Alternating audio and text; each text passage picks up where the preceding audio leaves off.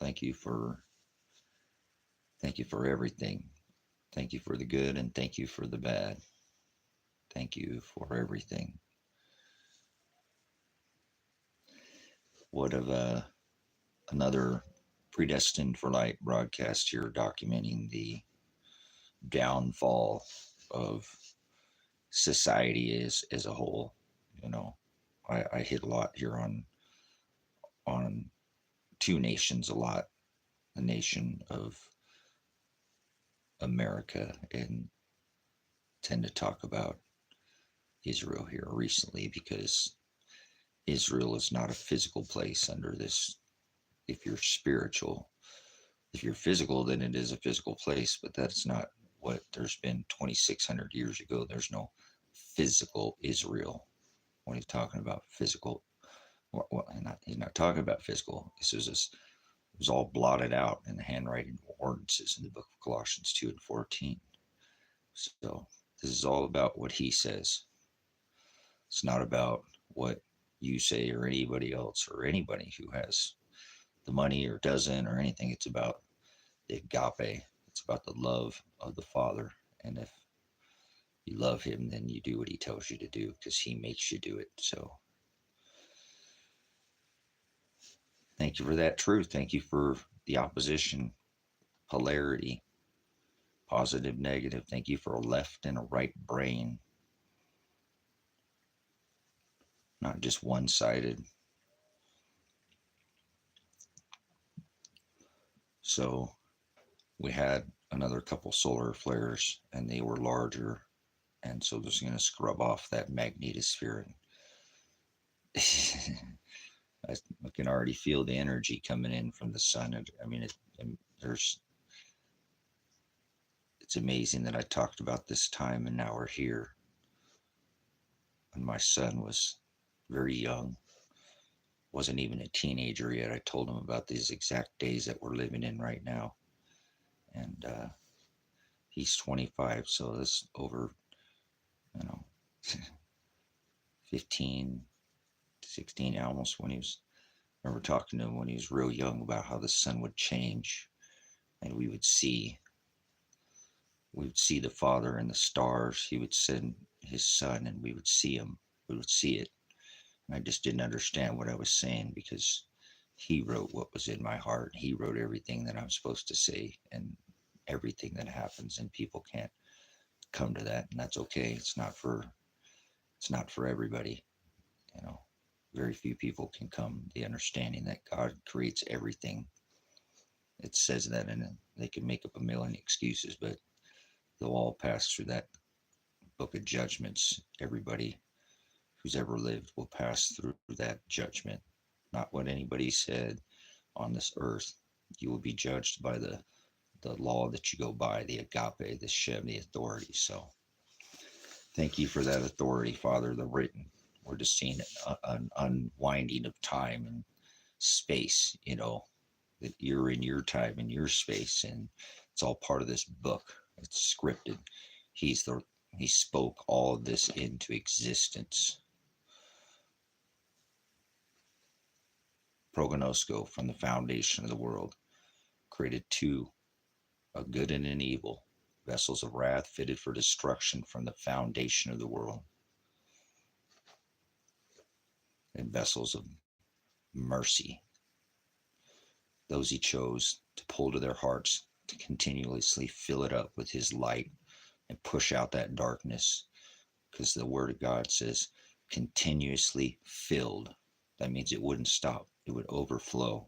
If he didn't push that light out, because he doesn't exist with any darkness, he's undefiled, unadulterated.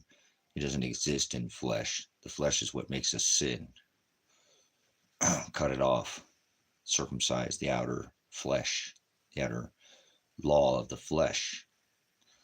You're not going to be judged by that law unless you go by it. In America, it's Wizard of Oz corporate law. We're seeing it here in America. Cops arresting people for bringing supplies into these victims. The cops in America are rogue. There's not one good cop in America. Nope. They enforce the Wizard of Oz law, the straw man. And I don't care if they know or not. The Father knows, so I cannot stand in his judgments. I can't condemn. I can only judge with righteous judgment. Hallelujah. Judged by the law that you go by. What will they say that you did when you were here? What mark will you leave? What's your mark? What's your crack? What's your character?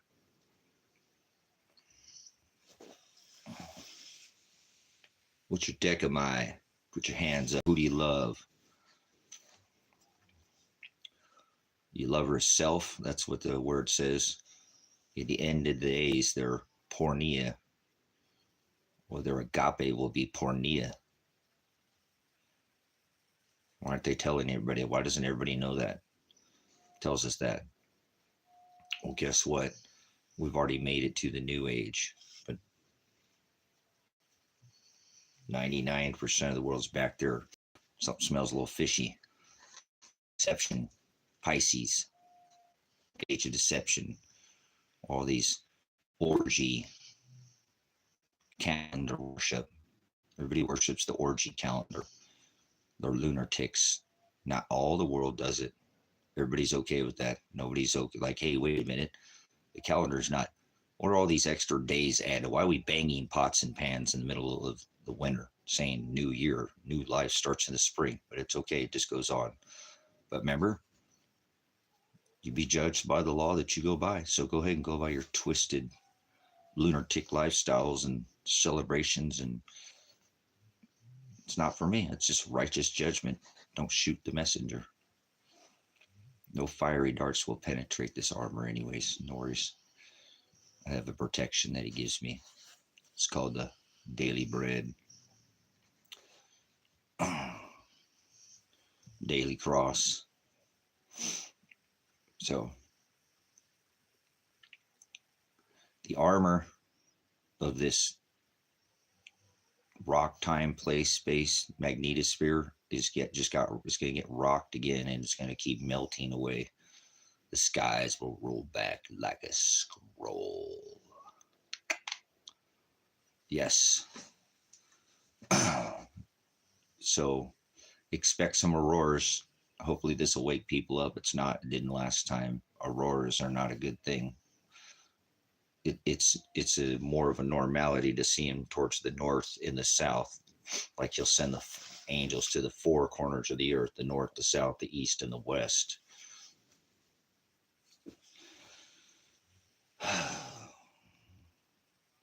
But not at mid-latitude. So we had them with M flares. Last year we shattered the record. We only ever had 2 and 11. We had 5 and 1. And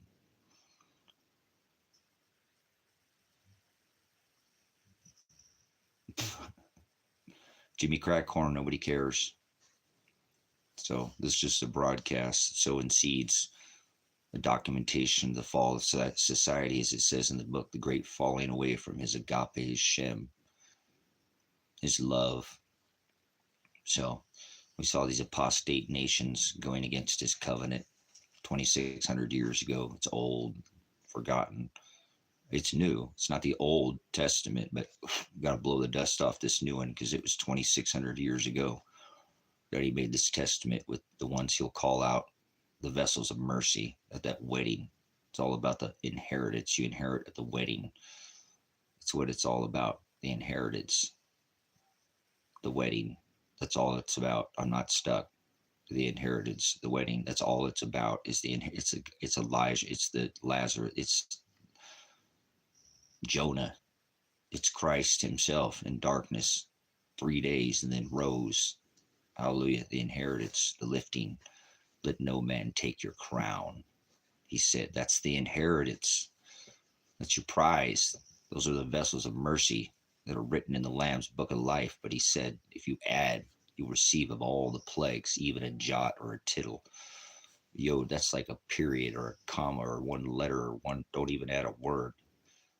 He said, you take one of those away, even the smallest period, I'll blot your name out. No mas. You won't hear that your name called out in that book. So don't add to his book. Don't defile it. He's unadulterated. Don't add the flesh version of your own. That's porneia. The Greek word is idolatria or idolatry in English. So lovers, their agape will be pornea. Their agape is 2 John and 6 love, decamai. Who do you love? Money's not the root of all evil. It's the love of money. And that is not the word love. It's the word agape. People don't know what they're talking about. They're a bunch of translators, live in a world of translators. They go by transgender calendar, transgender Satan orgy calendar, lunatics lined with the pagans, pagan and lunar calendar to be like Gregorian, the Greeks, Mithra, the sun god, the sex orgy. Remember? Love their orgies. You ever study Rome? The history of the fall of Rome?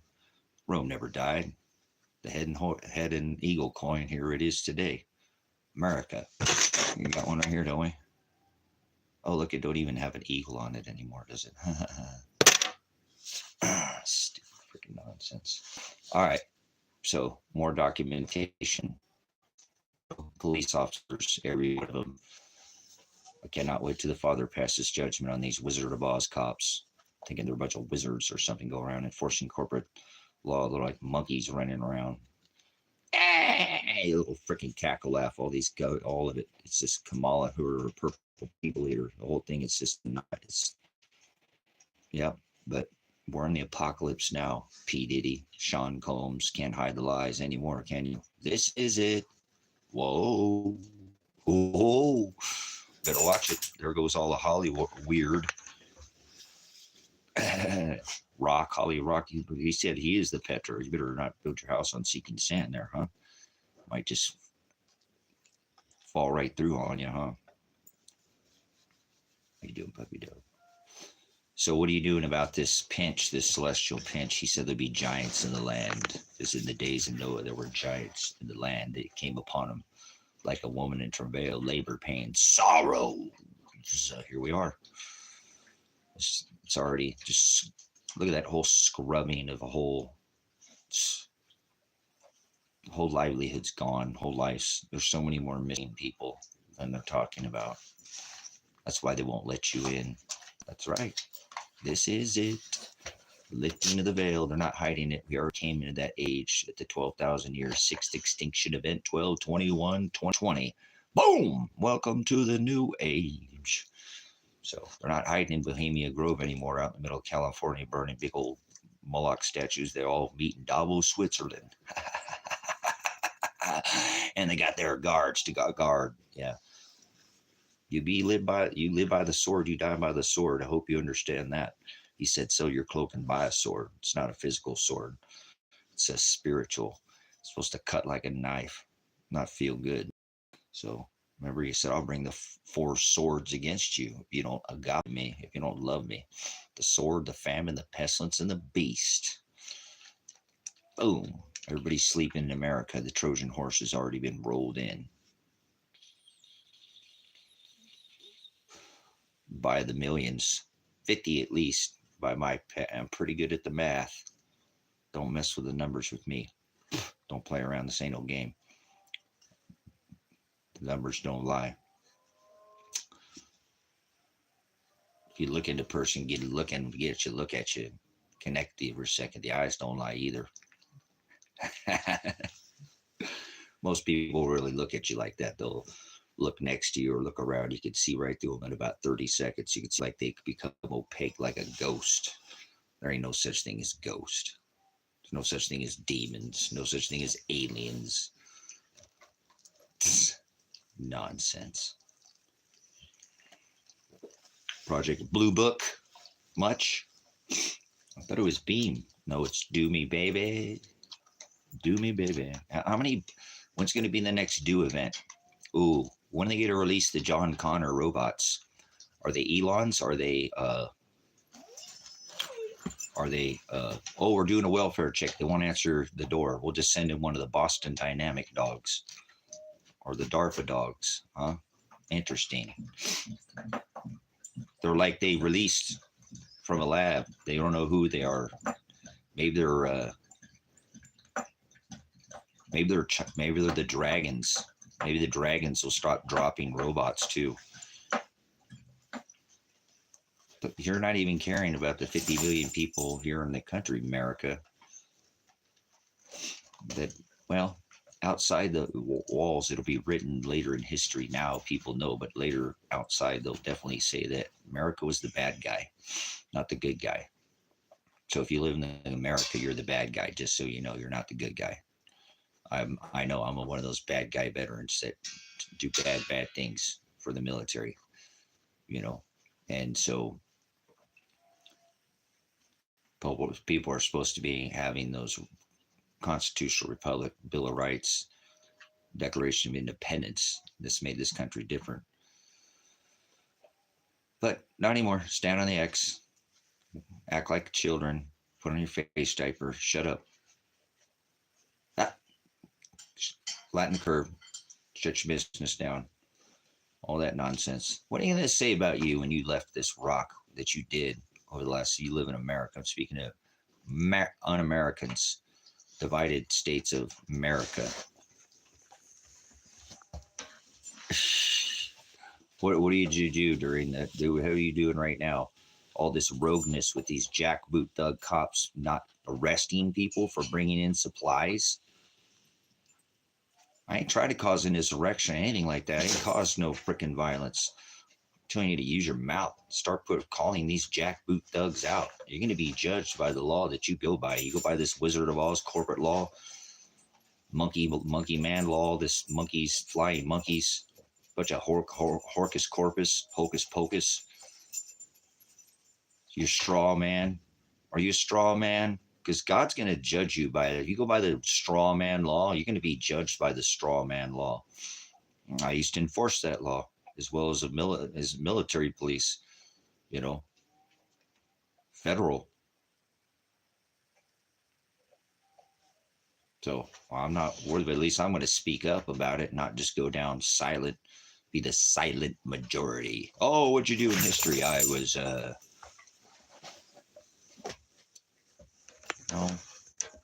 how would God be from the earth? That's I almost find that question offensive, but I guess it's an honest question. I don't mourn. Please don't say mourn in here. There you go. Boom. There's your first lesson, Ziggy. Don't say mourning ever again. Please let it ever come out of your mouth. Read the book of Ecclesiastes 7:1. Please.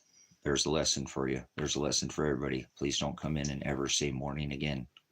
It's very important what you speak. Say morning to a plant. Morning. That plant will die. Say, oh, love you, agape, and it'll grow. Mold, food, what you speak has everything to do with it. So, bam, teacher's on fire this morning. Yeah, leave your knowledge at the door, please. You can keep everything you know. Please ring that out over there. I don't want to, I mean, if you want to learn, you can't go in and learn anything if you think you know everything, right? You got to, cool. Yeah, we're not Ecclesiastes 7:1. People celebrate birth. We're supposed to not celebrate birth, and they mourn death. We're not supposed to mourn. We're supposed to celebrate. People have it completely backwards, but we don't celebrate anything anymore. Did you know that, Z? We don't celebrate one day. The people celebrating, they're going against their being the adversary to, he said, don't change a jot or a tittle. We'll make it real simple too. We'll try to simplify it. Keep it simple. Kiss. Stupid. Keep it simple. Stupid. That's a military term. So let's use another, but we don't mourn because mourning is a bad thing. Oh, they mourn death. You're not supposed to celebrate. They're out of here. This place sucks. The people here suck. There's good people, but the creations, like my dogs are awesome. My dogs never once lied to me or cheated on me. The only thing they ever stolen from me was my heart.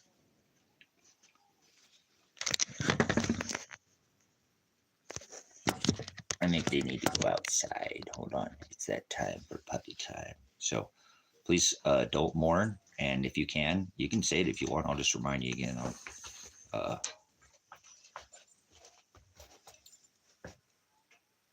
There's no, what are you talking about, Jay? What do you start bringing up end time fear porn? You're a fear porn person. You know that. You know nothing about the word of God. Don't start teaching it, because he said if you do, the false teachers would be the first ones to get thrown into that abyss the place of no knowledge by definition. 100% busos, no bathos, no busos. The word a, negated in the Greek, cancels the word that follows. Hell is not lake of fire. Hell is not Tartarus, Hades. Hell is the word abyss. Revelation 9:11. Read it before you start trying to teach or preach anything. Before you speak his word, you better get it right. Nobody's talking about the end of the world. This is the beginning of sorrows. Means the beginning of the end. You have no idea what you're talking about. Silent in this classroom, or leave now. You ask question. That's, I was almost offended. Then you come with your fear porn. Have extra oil, brothers, sisters. Nobody knows the day or the hour. He says, have your oil in his service when he returns. Believing in him, and believing in him is not John 3:16. I believe in Jesus and I'll be saved. I rebuke your nonsense, your fear porn. Your energy is vanity. You know that, Jay? You come with that nonsense. You push your idiot, twisted Jesus, your Nimrod, orgy, sex pistol Jesus. So goodbye, Jay. And now you're going to go with the complete opposite. Oh, nobody knows the air there. You're going to come like a thief of the night.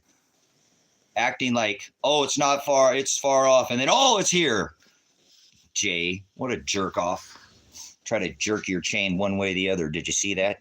Brothers and sisters, he has no idea what he's talking about. He would tell you that, hey, don't worry. You be happy. Do it. It's okay. No, you're supposed to have extra oil. He'd be telling you to put up extra oil.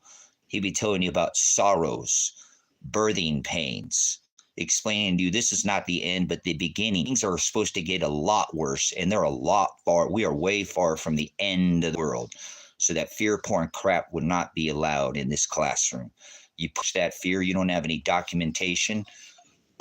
I do. I have a classroom and a whiteboard to show you what it is that I do. So don't come in here and pitch, because remember, I'm trying to tell you as a messenger through his word. He said the very first people he deals with when he comes back to throw in the abyss is anybody who talks his word and changes even a single jot or a tittle of it. I know I've made that mistake.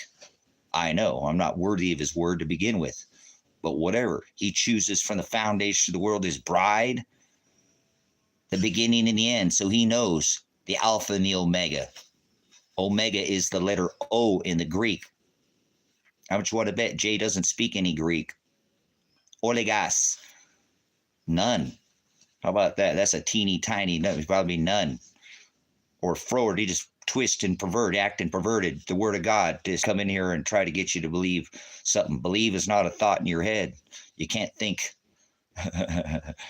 John 3:16, I believe and I'll be saved. If I bought some belief on a shelf, somebody told me I believe, some pastor say you can't be saved. There's no thing as being saved. See, it's all nonsense. Nobody studies this word. I got my animals out. Don't come in here and push fear.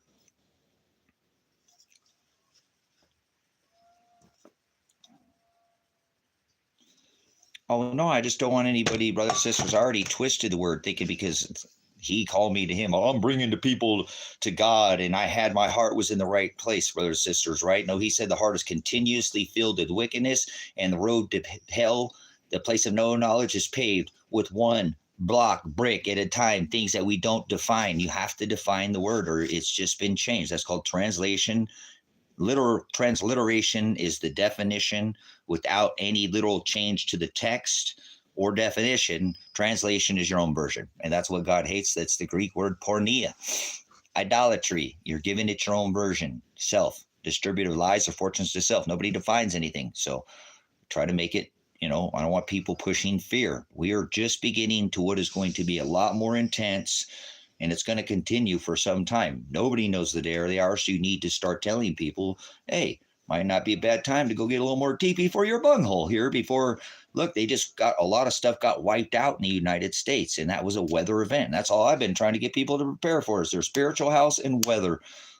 There's a clock above your head. It's called a celestial clock, if you will. And so that's what I teach. I don't like what people push because, only the Father in heaven knows that great and dreadful day when that seventh cosmos and orderly arrangements of seals or trumpets sound or roll back like a scroll. They will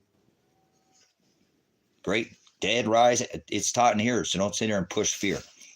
Hopefully God will unchain me. We'll go show you this isn't taught. This is the gospel, and it is taught here through this platform. Also, Grace and Truth Ministries here on YouTube. Brother Jim teaches the gospel as well. He doesn't teach the celestial Busos, celestial geometry. He doesn't have any of that. This is, you find between the parallel, you can get the gospel, you get the 66 canonized versions.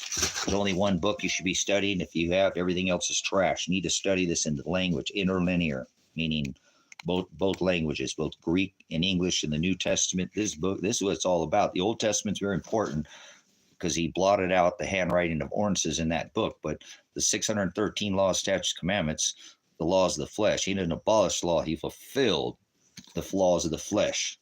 There are still, all right, I got to get my dogs out, guys. Hold on a second. Oh, get up, boys. Good guys. I love you guys. You guys are my best dogs that I ever had.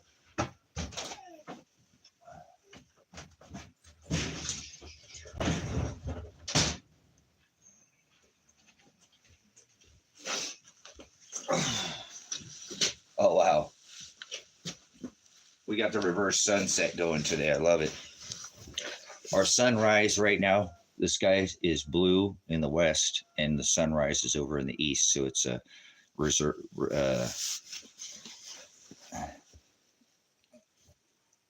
the hell are you talking about Lilith for? What's Lilith have to do with the gospel? You're out of your mind unless you've been, let's see if WD, tell me the gospel. What's the gospel, WD? And it's a question, so I just want to make sure you're in the right place. So you're like I said, I told you to leave that knowledge at the door. That's fine. Let's teach on your question, because it's not an attack on you personally. What does Lilith have to do with the gospel? What does Lilith have to do with carrying your cross? To give you a little hint. Teacher gave a little meat. See if you eat it and what you can do with it. Because we learn from each other. Iron sharpens iron, so it's not wrong to ask a question. But what does Lilith have to do with the gospel? What does the book of Enoch, which Enoch are you talking about? Which author are you talking about?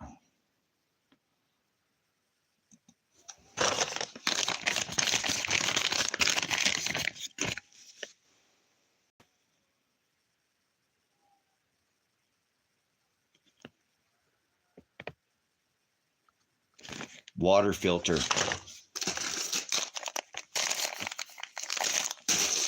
Beans or rice?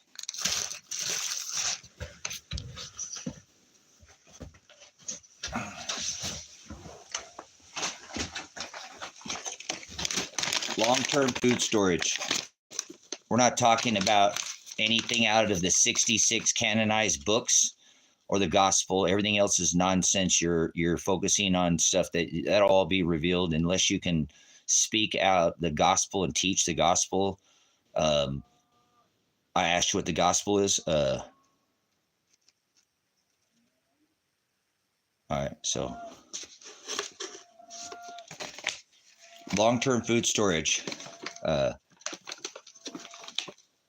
long is it going to last? Josh, that's a one-day event. Do you have any idea what it is? What 10-24-24 is? I have a video. Will you go look on this channel? It's 1 minute long. I know people, you can't keep their attention very long anymore. You see right through people in about a minute. I do, use programs and to create content, and I can fade in it. That's, opaque, to make something opaque, blend those two. I can see right through the people. I'll start seeing the lines through my head. We have about a minute. So it's only 1 minute long. There's 3 videos if you go watch. There's this 6th extinction event, because we're in that now already. We've been in it for 4 years. People just don't understand anything. So, and again, hey, maybe start get your own power system and become empowered. Solar, wind, solar panels, things that you can, if it goes down, you can be your own power company. All right. WD, you're out of your league. You're not talking about the gospel, man. please leave here. Don't come back here unless you can. If I ask you a question and you answer it, because let me make sure you're the right person. Because you won't concentrate. You just want to be distracted with. You think you're the person to ask me. Are you the person to ask me about Lilith?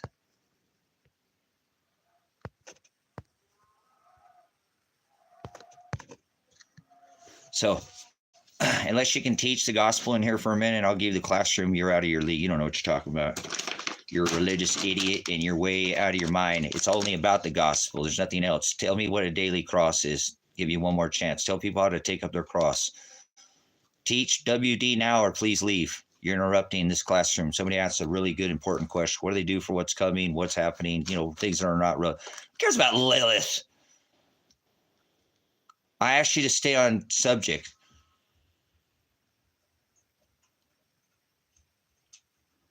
Josh, I'm not renting the cabins. I'm selling them now. I'm cashing out everything and donating it to the ministry. Okay, bye, WD. You can't teach the gospel. Don't come back here. I'll remember you. So I see your little logo, and I'm really good. Logos. You had a chance to teach, and you didn't want to. You just keep babbling. Okay, so goodbye. Don't come back here again, please. Gosh, people are just wasting their time now. There's so much good time they could be using. So I'm continuing with the shelter. What I'm doing, what I've chosen to do is go on the tried to. I don't know what the Father has in store for me. He recently this morning I've been in prayer a lot this morning, and I'm seeing some light here at the end of the tunnel, which is good because I've been in this very dark place, and I know that all these things will come to pass. It's not like, again, we're not dead. It's a little cold here. I've been lighting the fire. I can firewood. It's not light the fire. I told you I want to be cold. I want to be ready for what's coming. So everything's to be okay. Brothers, sisters, Father's in control. He writes all these things. It's not a panic. Do everything slow and smooth. Don't be going too fast. You're going to forget something that's very important. You don't want to miss any details at this point, and don't go too slow. You'll be left behind. You're already a little bit behind anyways. I've been preparing for decades, and I'm run out of time already with this ark that I'm building for the Word of God. I'm building an archive because I'm not leaving this earth without putting things like these books. I'm burying books.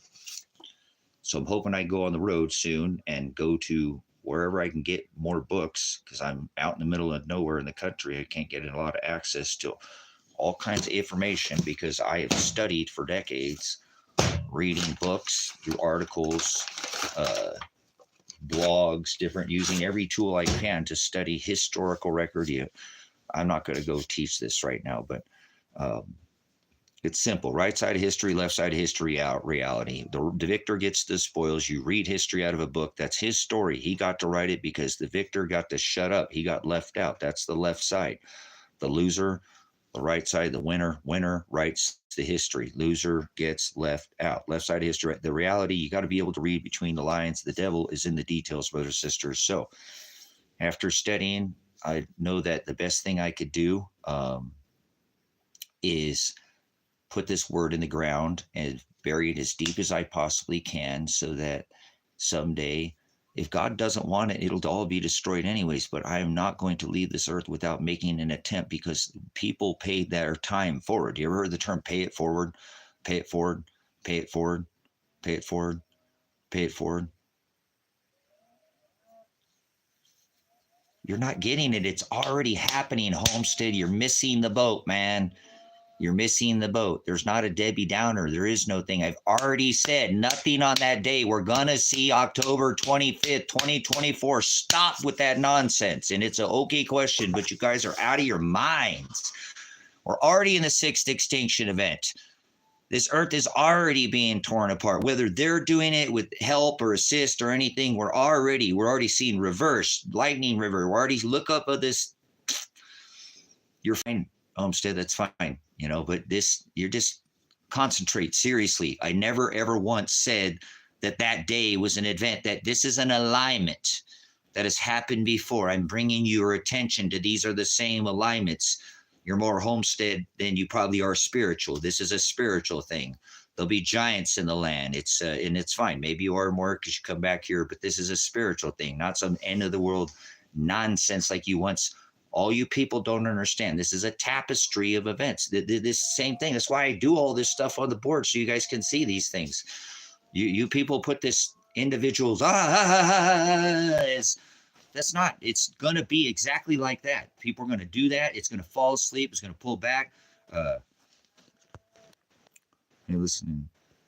Oh, and I just don't think that I'm not worried about dying though.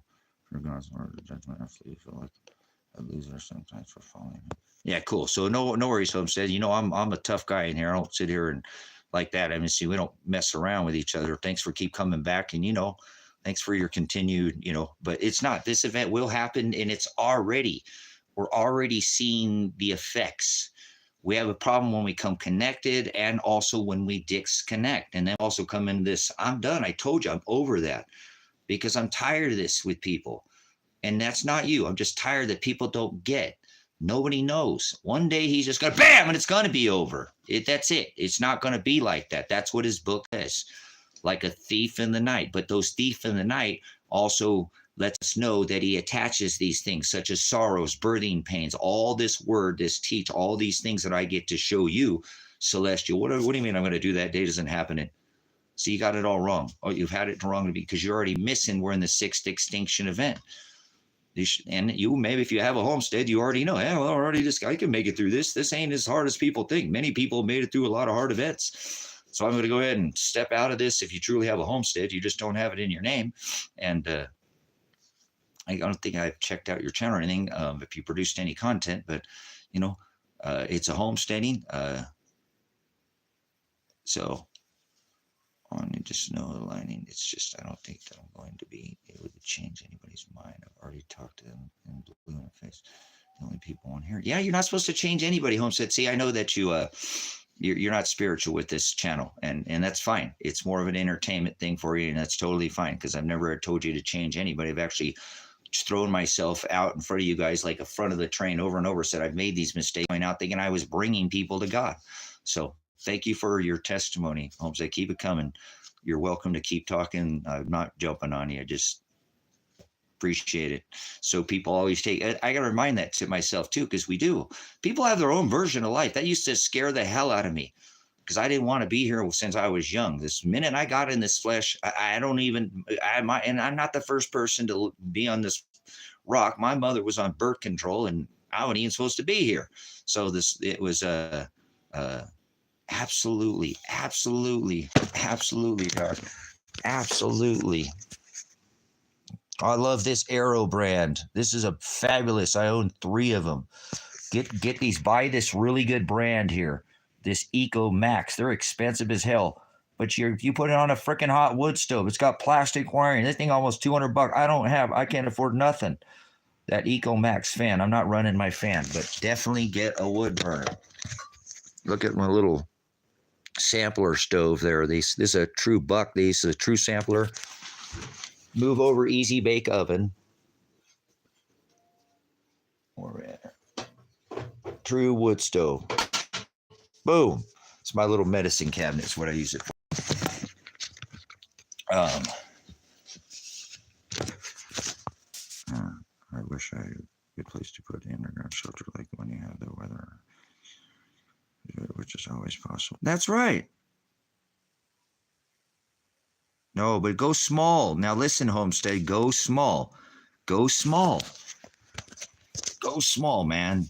I dug just a cellar that I haven't even finished on the back of this porch. I don't know if you've seen, I was digging another one back here just to kind of get the animals in if I couldn't make it to the back because this 20-acre parcel. So get the small, I'm going to get up and go out there. I'll show you. I don't know if you've ever seen that. Oh, let me get up, move around here. Get up and slide out. Man, oh man. What energy. This guy, this ain't, oh, little tittins. Get back. Get back. It's not time yet. Come here, little tittin girl. Hold on. My little girl, she's been up earlier. I was out here dark. It was dark and she was out here. Hi, mama girl. Hi, mama. Oh, little girl. Oh, little girl. Oh, my little kitten girl. Hi, little sweet pea. Oh, you're so cute. Oh, I just love these little girls. Oh, little girls. Don't knock over my coffee, sweetheart. I love you. I love you, little girl. Oh, come here, other tingle ones. Come here, other tingle ones. Hi, little biscuit color little one. I love you, girl. Oh, we need to get out those eye boogers. Dad'll get them for you. That's really, I don't like them to have the little eye boogers. Try to keep them clean every day. Oh, you're so sweet. Oh, the little eye boogers. Dad gets those for them, huh?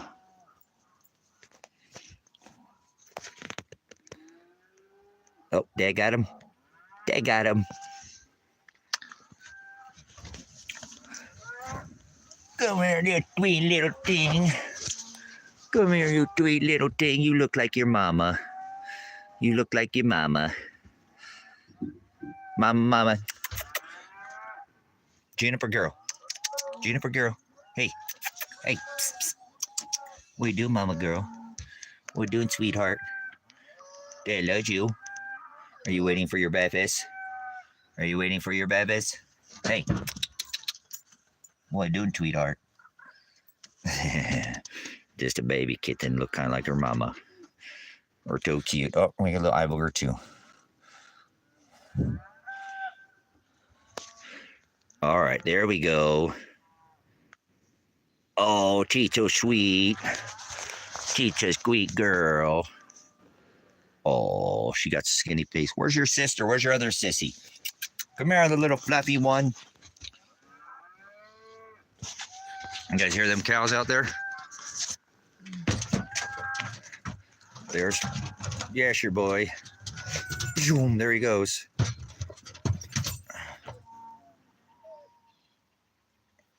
Got beef out in the field there. Angus. Everybody likes Angus, eh? Boy, it's smoky out here today, guys.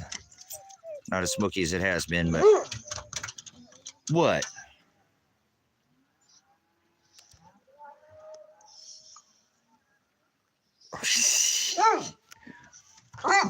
Oh, boy. Oh, boy. I love him. I love you. I love him, guys. I love Toggy. I love you. I love him. I love him too. You having a good morning? Are you doing the morning thing? Don't mourn. Remember, we tell him, don't mourn. Don't mourn. Is that what you're doing? You go, oh, you love me. See, he's not mourning. He's having a good day already. So anyways, let's go back. Look at this shelter. I'll show you this shelter here. Let's flip this around here. But here's Table Rock back there. This 20 acres is for sale. If anybody's interested on this chat right now, it's introduced some property. I have this property right here for sale. I haven't listed it. I've been just putting I've been doing a lot of things, been busy out here. But this 20-acre parcel, it's got grade. There's a big dip down here. You can put a single level home. You wouldn't even see probably the roof line. Back in here, there's another, you can put another house. It's real. Yeah, you're making all kinds of fuss out there, aren't they? They always do. They're cows. That's what they do. What are you doing, pretty girl?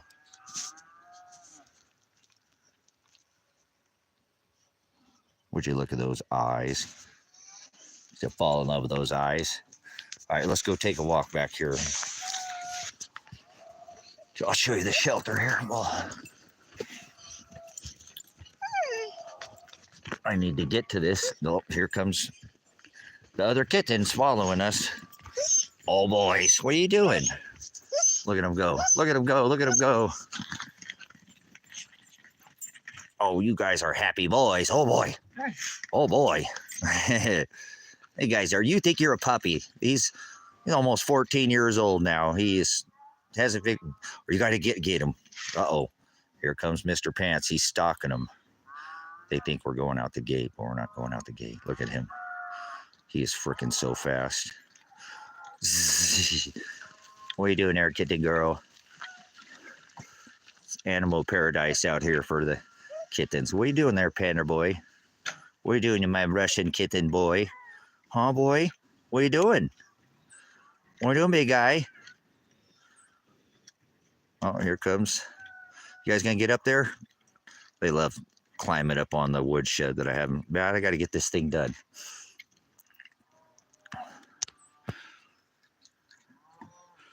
Playing. Wow. Paradise out here for the animals. All right, there we go. What are you doing, girl? What are you doing? What are you doing? I know. They're like, Dad, hurry up and give us some breakfast here soon. So let's go over here real quick.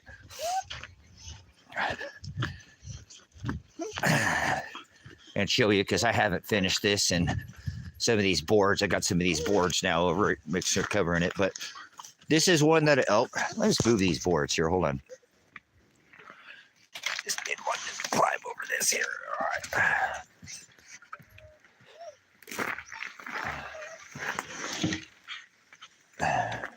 Well, I'm gonna set you down over here. Give me 1 second, guys. You're gonna look up at the sky for a minute.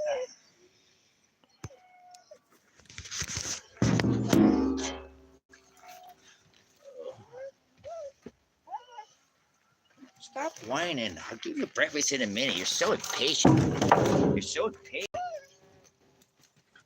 Yes, you are.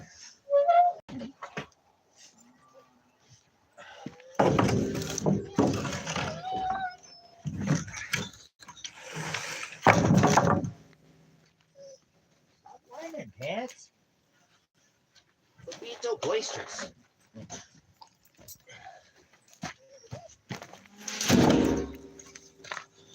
Get settled. Would you? All right, my bad. All right. So, anyways, this is the shelter that I built here to store all my food storage. You don't need anything probably much larger than this, you know, which I'm going to backfill with block, you know, a bigger cap around it, you know, in the stairwell. Well, this cabin I've got listed right now. Where did I gotta have to check the price. I originally listed that one for $33,000. I've got a lady who's trying to trade me a really nice, it's a $48,000. Oh, look at the kitty down in here, down in the shelter. See, that's why I wanted to bring the animals in. If I needed to grab the animals and throw them down in here real quick so I didn't have to worry about them, get them secure in here, go to the back, and I knew they'd be safe until, if that makes sense. This is perfect timing. Thank you, Mr. Kitten Boy. Boy, I need to clean this up. I haven't worked on this one in a while. Well, I've been working on the other one. But this is why I built this. This is an animal shelter / put some food storage in there. This is the tower, where the wind turbine came down, which we don't know how it did. It's impossible. It was all bound. Look at this. It was corded with a locking cable and everything that day. It was on the live stream. But you see what I'm saying? Doesn't need to be much bigger than that. There's a place to sit down. I put a bench right there. You can't see it because this place is, I should get in there and clean this out and finish this up. See, Kitty's going to go inside the shelter. Oh, there we go. One in, one out. But anyways, to answer this, good. Here is the rusty butterfly. I finished the soffit. I have to finish the soffit on the back and the roof in there. Everything else has been finished. Look at that pretty girl. Juniper girl. Pretty girl. Oh, my sweepie. Look at her. She's hunting. Uh-oh. Oh, they're playing. All right, guys. So, anyways, it doesn't need to be much bigger than that. So, anyways, that cabin is a, hey, get off my shoes.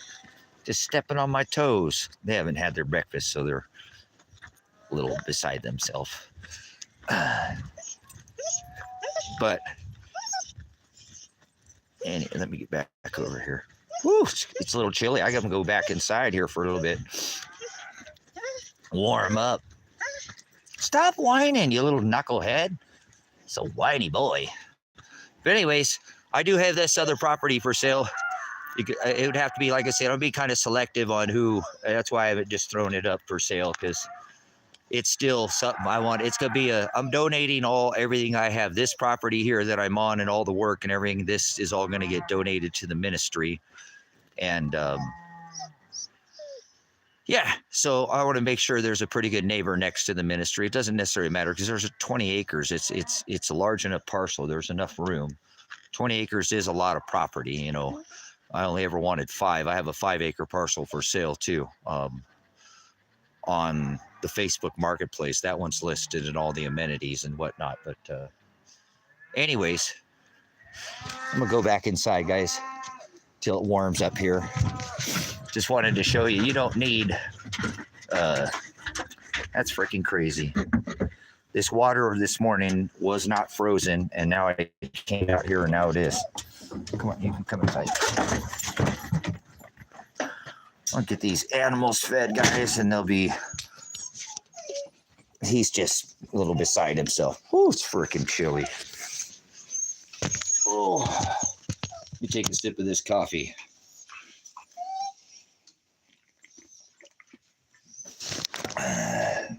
Like I said, I originally listed that cabin at $33,000.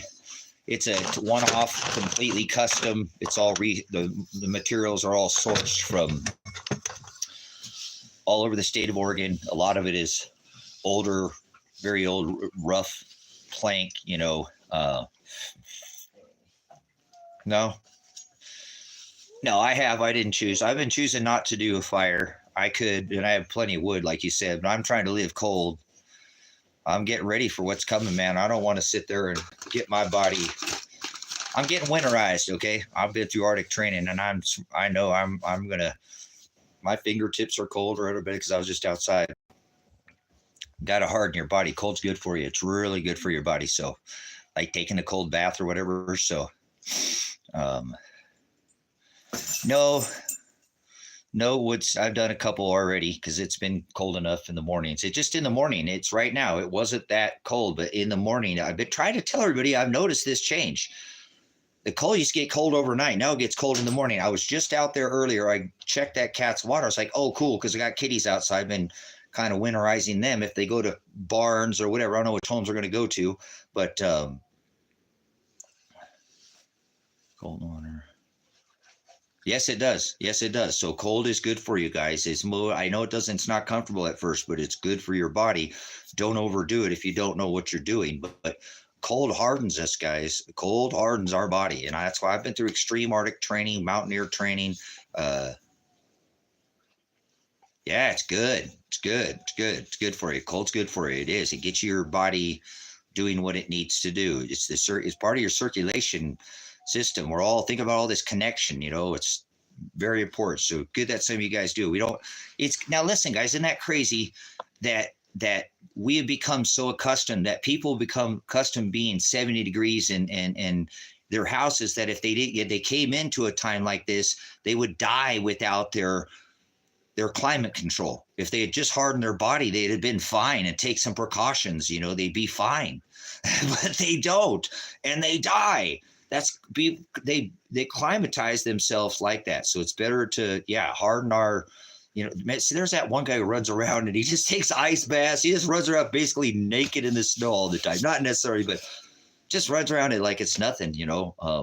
Man, that's amazing. I don't know if I could ever, but I've lived in Alaska. I've been through extreme mountaineering training, Arctic training, extreme cold weather, stayed in Bolio Range in Alaska, Greeley, and stationed out there and it was never got any negative 42 below zero for 2.5 weeks. Never got a cold weather injury. Never, but took the precautions and respect the cold, and you can survive. And we're going back into a cold. If the AMOC flips over, that's it. Then we're going straight into a grand solar minimum.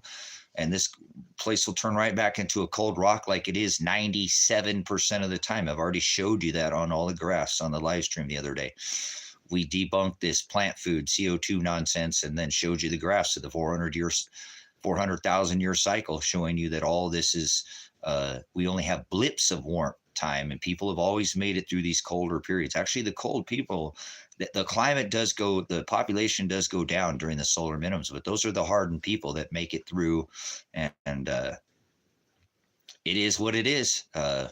There's a reason why God cycles these things and does them the way it is, and I believe a lot of it is to kind of weed out the weak, the low-hanging fruit, if you will, the ones that happens in pack animals and things like that too. People don't, a mother eat her child, kind of whatever, if it's going to, I'm not saying don't throw your children in the fire. Here you go, Tracy, sound like Moloch, well, brothers, sisters, nature has its own way of working itself out. That's Father Nature, remember? Not Mother Nature, it's Father Nature. So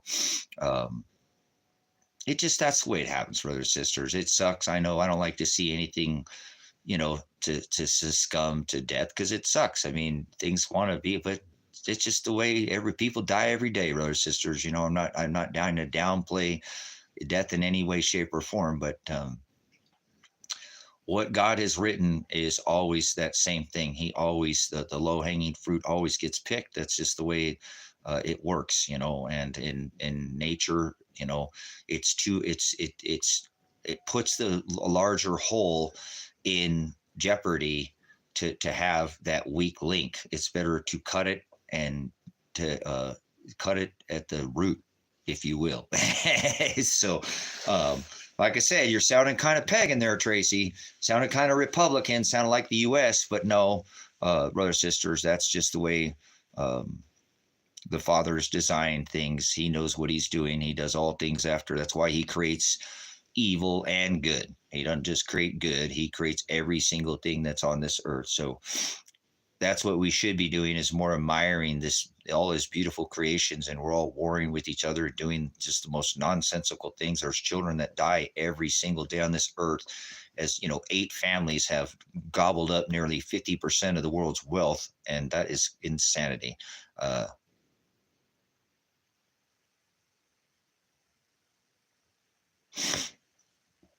Yeah, there we go.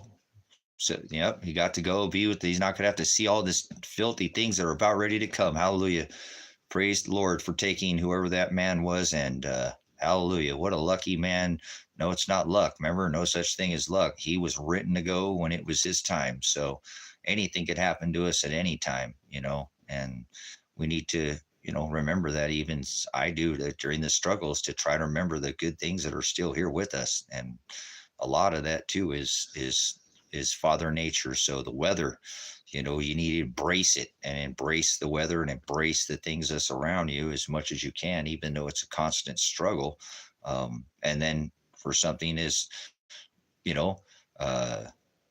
somebody having, just, it happens like that. God takes his people, because he uses this. He created all things. Whether you take a life, take your own life, somebody takes your life, weather takes your life, it don't matter. God created all those things. I mean, it does matter. Judgments are going to matter, but we all die, brothers and sisters. So one thing that's so beautiful is we have that in common. That doesn't, none of us are, the only thing that's truly, eternal without darkness would be the Father, but everything else has darkness. We're all eternal, but we all will come to pass. That we're not going to be here.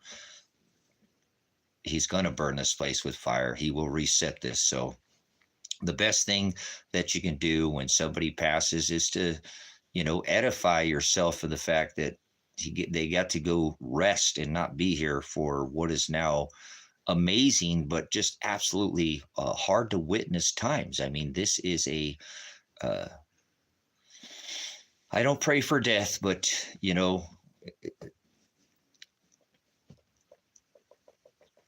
it would be a relief from this world, brothers and sisters. This is very hard to witness what is going on right now in this realm, time, dimension, and space that we're in. It's just overly it's very overwhelming. It is at times. It's to sit here and watch. It feels very surreal. It feels like I'm in a game that I know I'm not playing, but it ain't a game, because I know it's written. So, that's the beautiful thing of coming to these, we need to, again, have this understanding that he creates evil, and we need to thank him for all things, not just the good things in our life. So when things happen that we think that are not good, so we thank him for death. See, that's what people got all wrong. They mourn. That's why earlier people come in, hey, good morning. No, no mourn. I do it with the dogs sometimes. I teach the dogs, morning? No, we're not mourning. Remember, we're having a good day. And then we go off and go into the positive, and then they just, you know. So it's very, very important how we uh, embrace death. Death is such a wonderful thing. Death is something that gives us um, it's a time of rest. Nobody's in hell yet. As far as the judgments, the spirit of the Antichrist is locked up in the pit and will be revealed as a spiritual Antichrist, not a physical. They'll try to act like it's some physical thing, but that's not what the Antichrist is. Not a physical thing.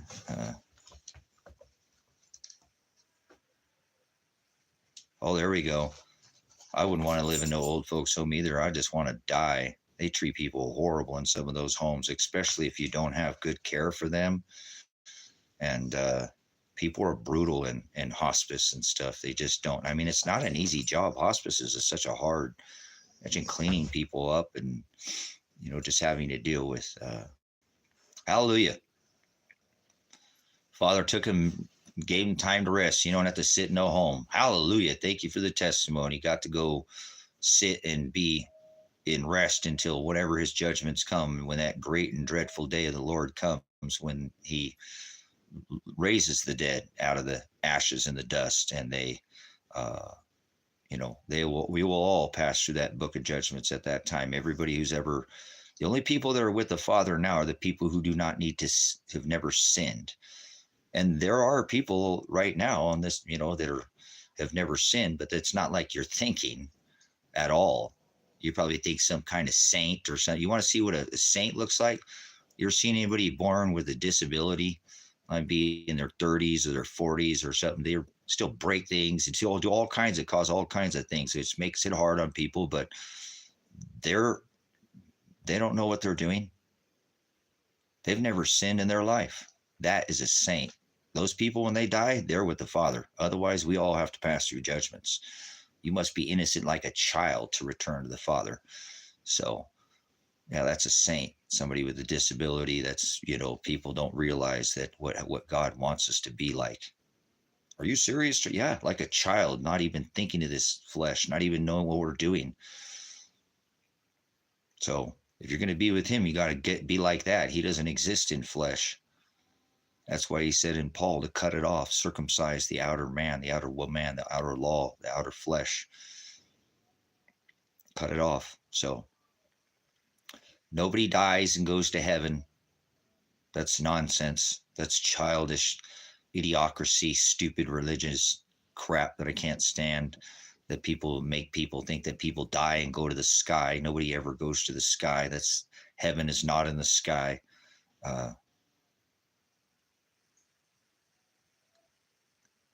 So the group can go be back on. Good stuff, man. Thanks for coming in, Jack. Thanks for go do the nature thing, man. I mean, heck, this is the time. Enjoy what we can while we can. That's what I'm trying to do. I'm trying to bounce out of here and get on the road, get this pickup truck, and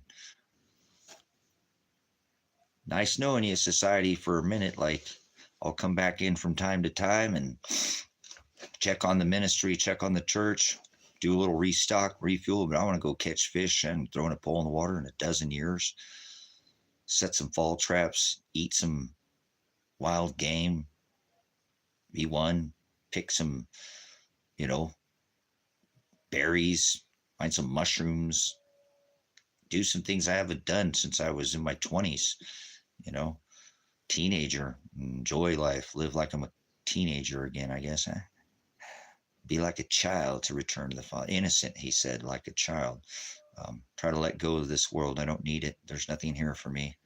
I have my son. I love him. I miss him to death. I don't know if I'll ever even see him again, but hallelujah, the Father has his hand in that. And so I can't be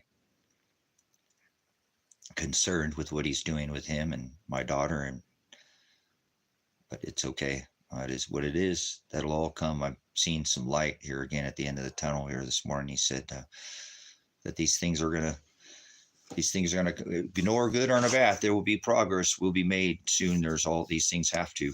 There's no way it can't. So the wheel in the sky keeps on turning. So what do you what's your plans for this 10/24 date? What are you going to do when you're in the same alignment that was at the time of Christ, where this place got rocked? It went by all that energy that was pounding the magnetosphere in that celestial gas giant. There'll be giants in the land. It'll be as in the days of Noah. There were giants. And now you got celestial, as is above, so is below, celestial giants over your head. It's never about the end of the world. It was about, well, the earth got rocked though. Weather, hello, whether or not you care or not, weather will be the factor for most people. I've already said that. That's not a prediction, whether you like it or not. It's not a matter of whether you believe, because believe is not a thought in your head. I don't care what you think. People are affected by weather every single day on this rock. Hundreds, thousands, tens of thousands, people displaced, homes.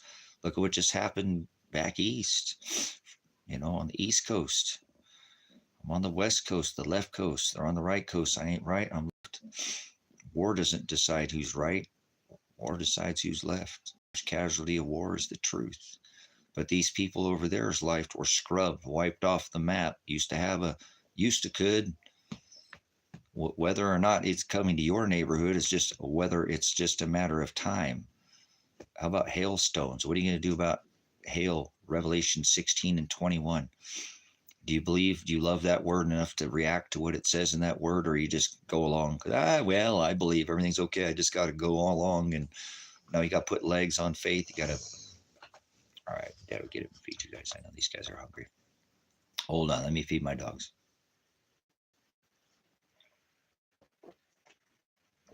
How many pound hailstone do you think your roof could handle right now? Hailstone dropping at free fall speed, like the Blind 11, ritual that they did. Mr. Thumpstein or Stein or Zion. The dancing Israeli at the bottom of the card. Remember free fall? A free fall rock stone coming from the sky, hailstone. How many pound hailstone do you think your roof could handle? Put it in the chat. Come on, somebody concentrate here and write something down there in your little. You don't even have to write it down. You just push the button, baby. All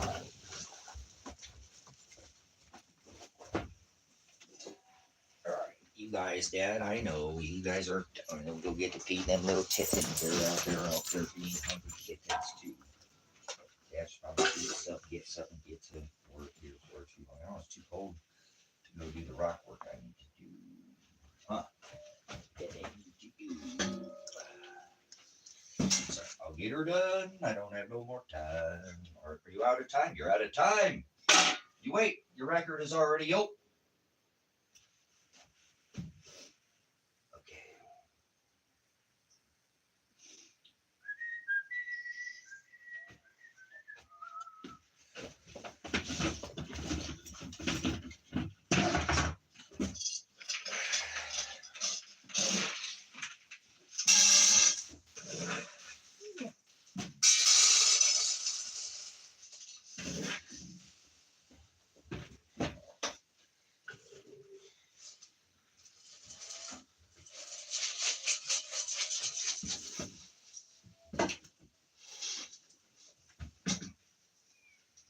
Oh, you hear Mama out there? She's hungry.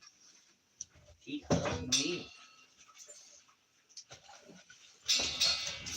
Bonbone's next.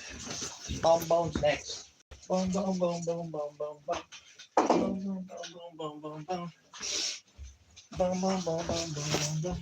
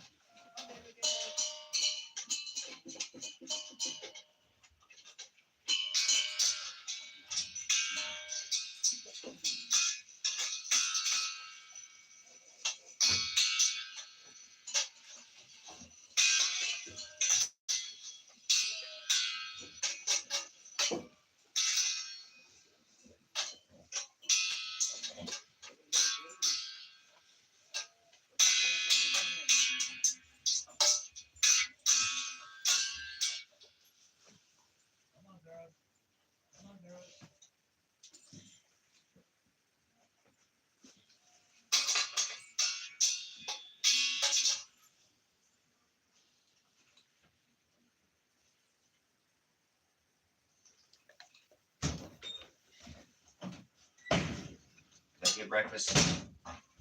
Good breakfast for the boys. Oh, Dad's got to get some breakfast here soon too. Get something going. Get something going.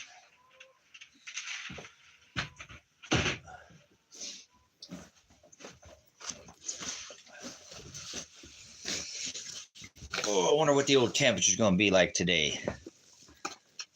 So, I think it's supposed to get up in the 80s here. Let's see if we're getting any hits. No.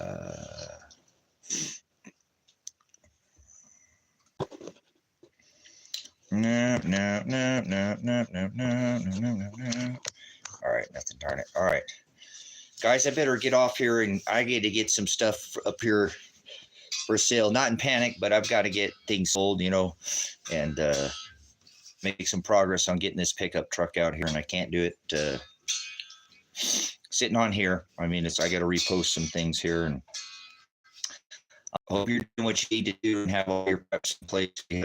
Besides solar, I don't think this could be the one to knock it down. It could put out some, might not take much, to start causing an effect, like a domino effect, if you will.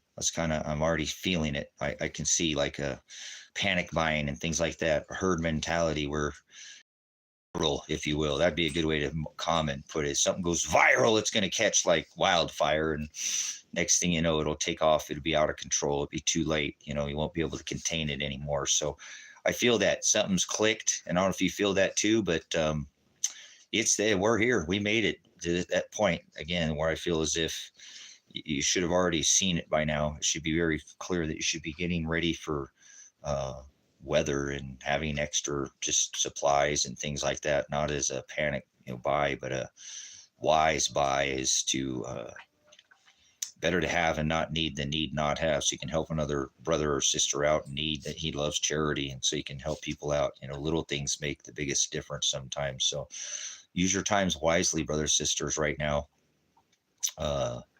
Please, and find the time, however you have to do it. Find whatever, it's there. If you'll prioritize it, be a good time manager. I'm sure. I mean, I try to do that the best that I can, manage my time, and I'm not the best at it, but please put your treasure up in heaven. You're not running towards anything here on this earth. It's just dirt. It's all going to go back to the dirt eventually. So none of it's worth fighting, and I believe killing anybody over. But I would try to put myself in a position right now where you're not going to have to fight anybody for anything.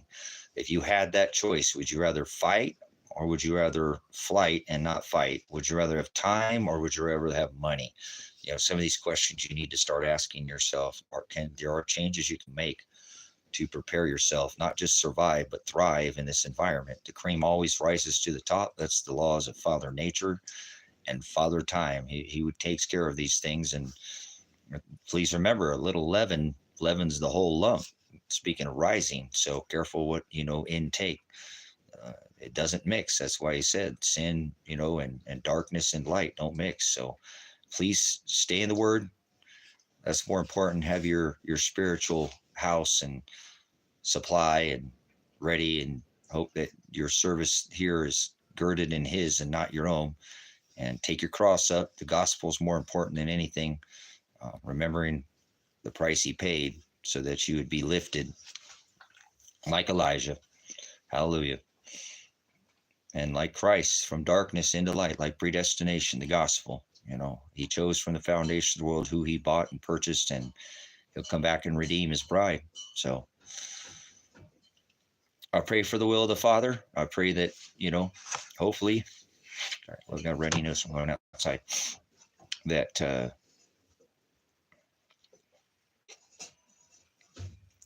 his will for me is to unchain this property and give it to the ministry and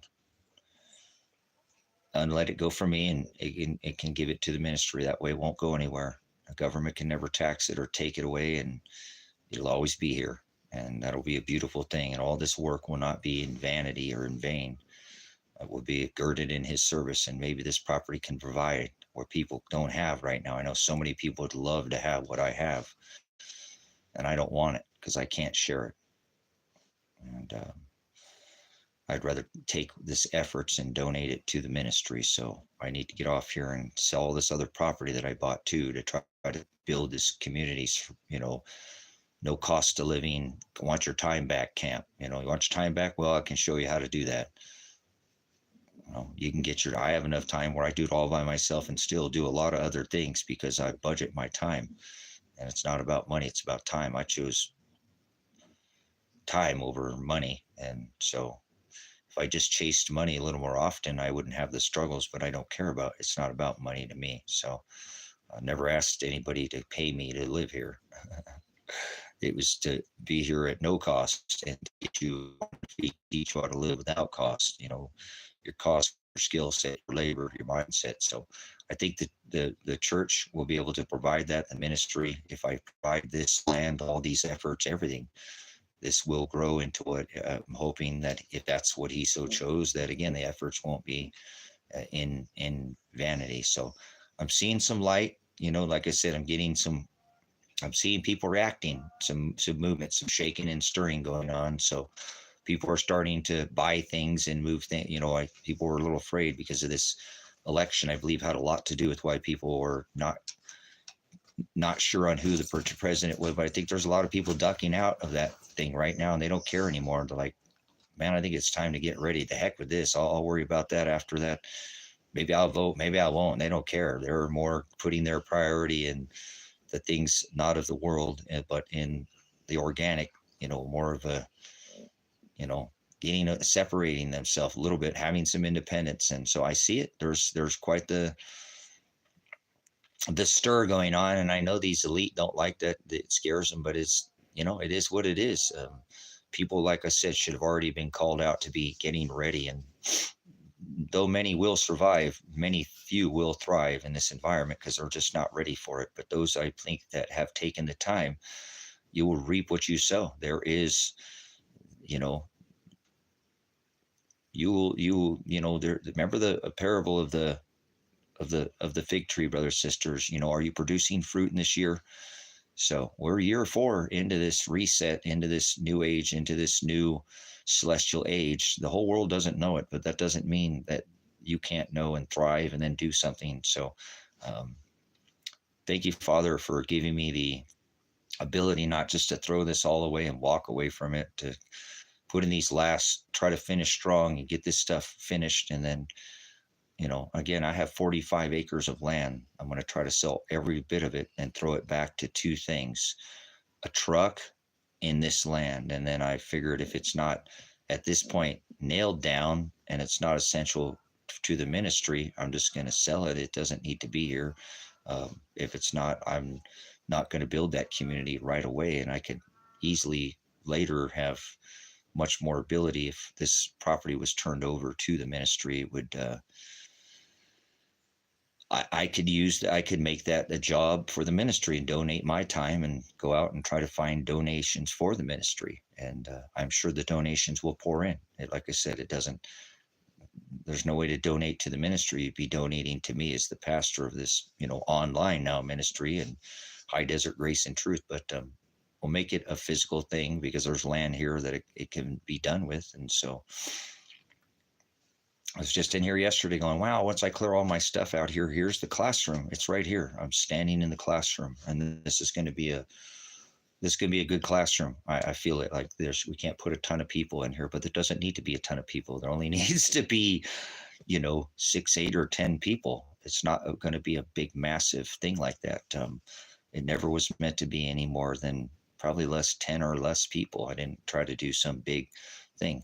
I thought there could be other, if that happened, that's why I bought the other properties out here too. And for purpose of several multi-purpose, I could use them for many things, have them they're all about 3 miles apart. So um, kind of lookouts for communities. This attached to the one by the road. Hey, this supply is coming. There's somebody's coming. There's this one's coming down the road. Hey, they're getting closer. There's vice versa. They would all triangulate three properties on this end of town. I thought would form a really unique community, but God didn't do that. So unless somebody just wants to come in as a business, and pay this off, I'm going to try to do everything I can to pay it off with the property that is purchased out here. And I have the 20-acre parcel and the 5-acre parcel. I'm going to hopefully make a move on that one pretty soon. I feel like that is the one that would sell first. But I know this one next to me I haven't sold because I haven't listed it online. I've only exclusively offered it here through this channel, trying to give somebody hopefully within the ministry to hear and go, I want to be a part of that. If that's where I want to be, right next to that ministry, I want to, but it didn't happen. So now I'm going to go ahead and get it listed. And 20 acres is a massive chunk of property. And it's more than enough to do everything that the industry needs to do: grow food and thrive, and then thrive, not just survive, thrive, and then be able to provide what is called abundance. So that's what I'm hoping for this ministry, is abundance, that it will grow food for the community, whoever's here, whoever's left, whatever it is, provide for the people who are here and provide extras, and that we'd be able to put stuff away for like an archive for later, and have, I still have forward thoughts, like we're going to push through all these hard times, and the remnant will survive. We have years to go. So I want to continue to prepare as much as I can. And I think this is it's what needs to happen. And I feel it just keeps more and clearer every day. I don't know why he's making it such a struggle, but I know it's purpose. He's holding this, everything. It's all for perfect timing, because he's the only thing that's perfect. There's nothing that's perfect except for the Father. Everything else has some kind of change or adulteration, defiled. He's the only thing that exists without darkness. But we can try to get as close as we can, and mirror that, and hope that that organic lifestyle. I feel like everything I've done out here hasn't been, if I died today and with, oh well, that guy put in a lot of effort to try to build a community, even though it never happened, and now I know that if this doesn't happen either, it's fine. It doesn't, but I know at this point in time, the Father will provide whatever he wants. So as long as it's not about me, he'll make it happen. So I do have been much phileo. I have a lot of I really have enjoyed owning the land, and I've never owned. I've always rented and fixed people's properties, because I'm, a skilled craftsman and can build and stuff. I make people's houses nicer for them, and keeps my rent pretty much where it's at. And I don't have a raise in rent in a place that I'm at. Sometimes I have a reduction in rent. Like, what do you mean your rent's less? Well, look at the house I've lived in. Look at what I've done. I've done all this, some of these materials I, put in myself. So I'm trying. It's a pretty unique day today. I don't know if you feel what's going on. I think it's just that energy that's coming from these solar flares that we hit, that are hitting us. I just feel kind of out of my mind. I feel like yesterday I did. It's just intensifying. Yesterday I felt it, and I know what it is. It's this energy. I've talked about this. So if you're not feeling it, I do feel people will feel it soon. people that are in the narrow way are going to feel this energy from this sun. And it's just got me like less and less. I'm okay. Cause it's just like I feel it's a better energy, more and more better energy is coming in here. So I'm excited for the coming days, to see what he has. And I really feel just with a heavy heart,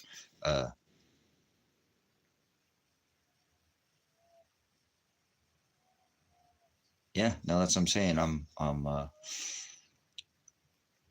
Like I said, I just need the truck and I'll feel a lot better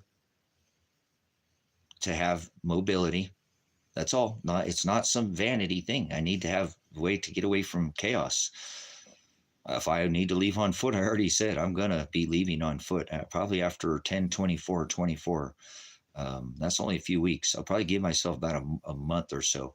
And if don't have the truck by then, I'm not going to leave on foot. I'm going to just take whatever vehicle I have at that point. If I haven't sold them, and going to drive away with that, and I'll go as far as I can go. And I just need to get out of here for a minute. And there's no reason I should have to stay here. I have things I can lock things up, and it is what it is.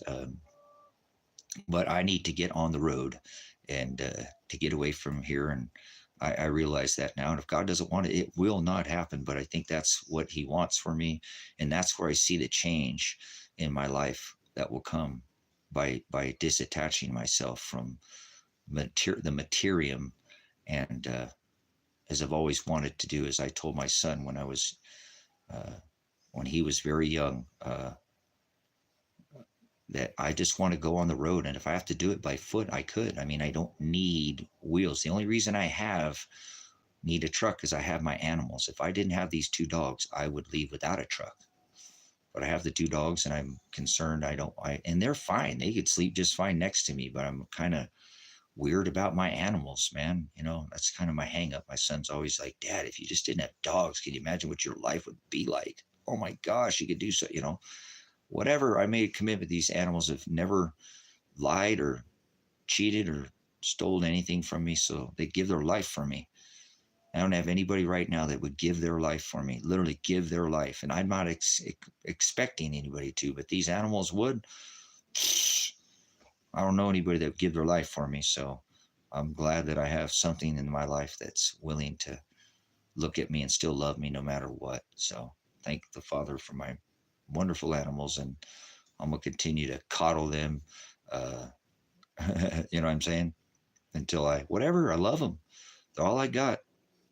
Freaking my dogs come up, and I don't have nobody to tell me they love me. So it's good when they come up and first thing in the morning, they want to love me.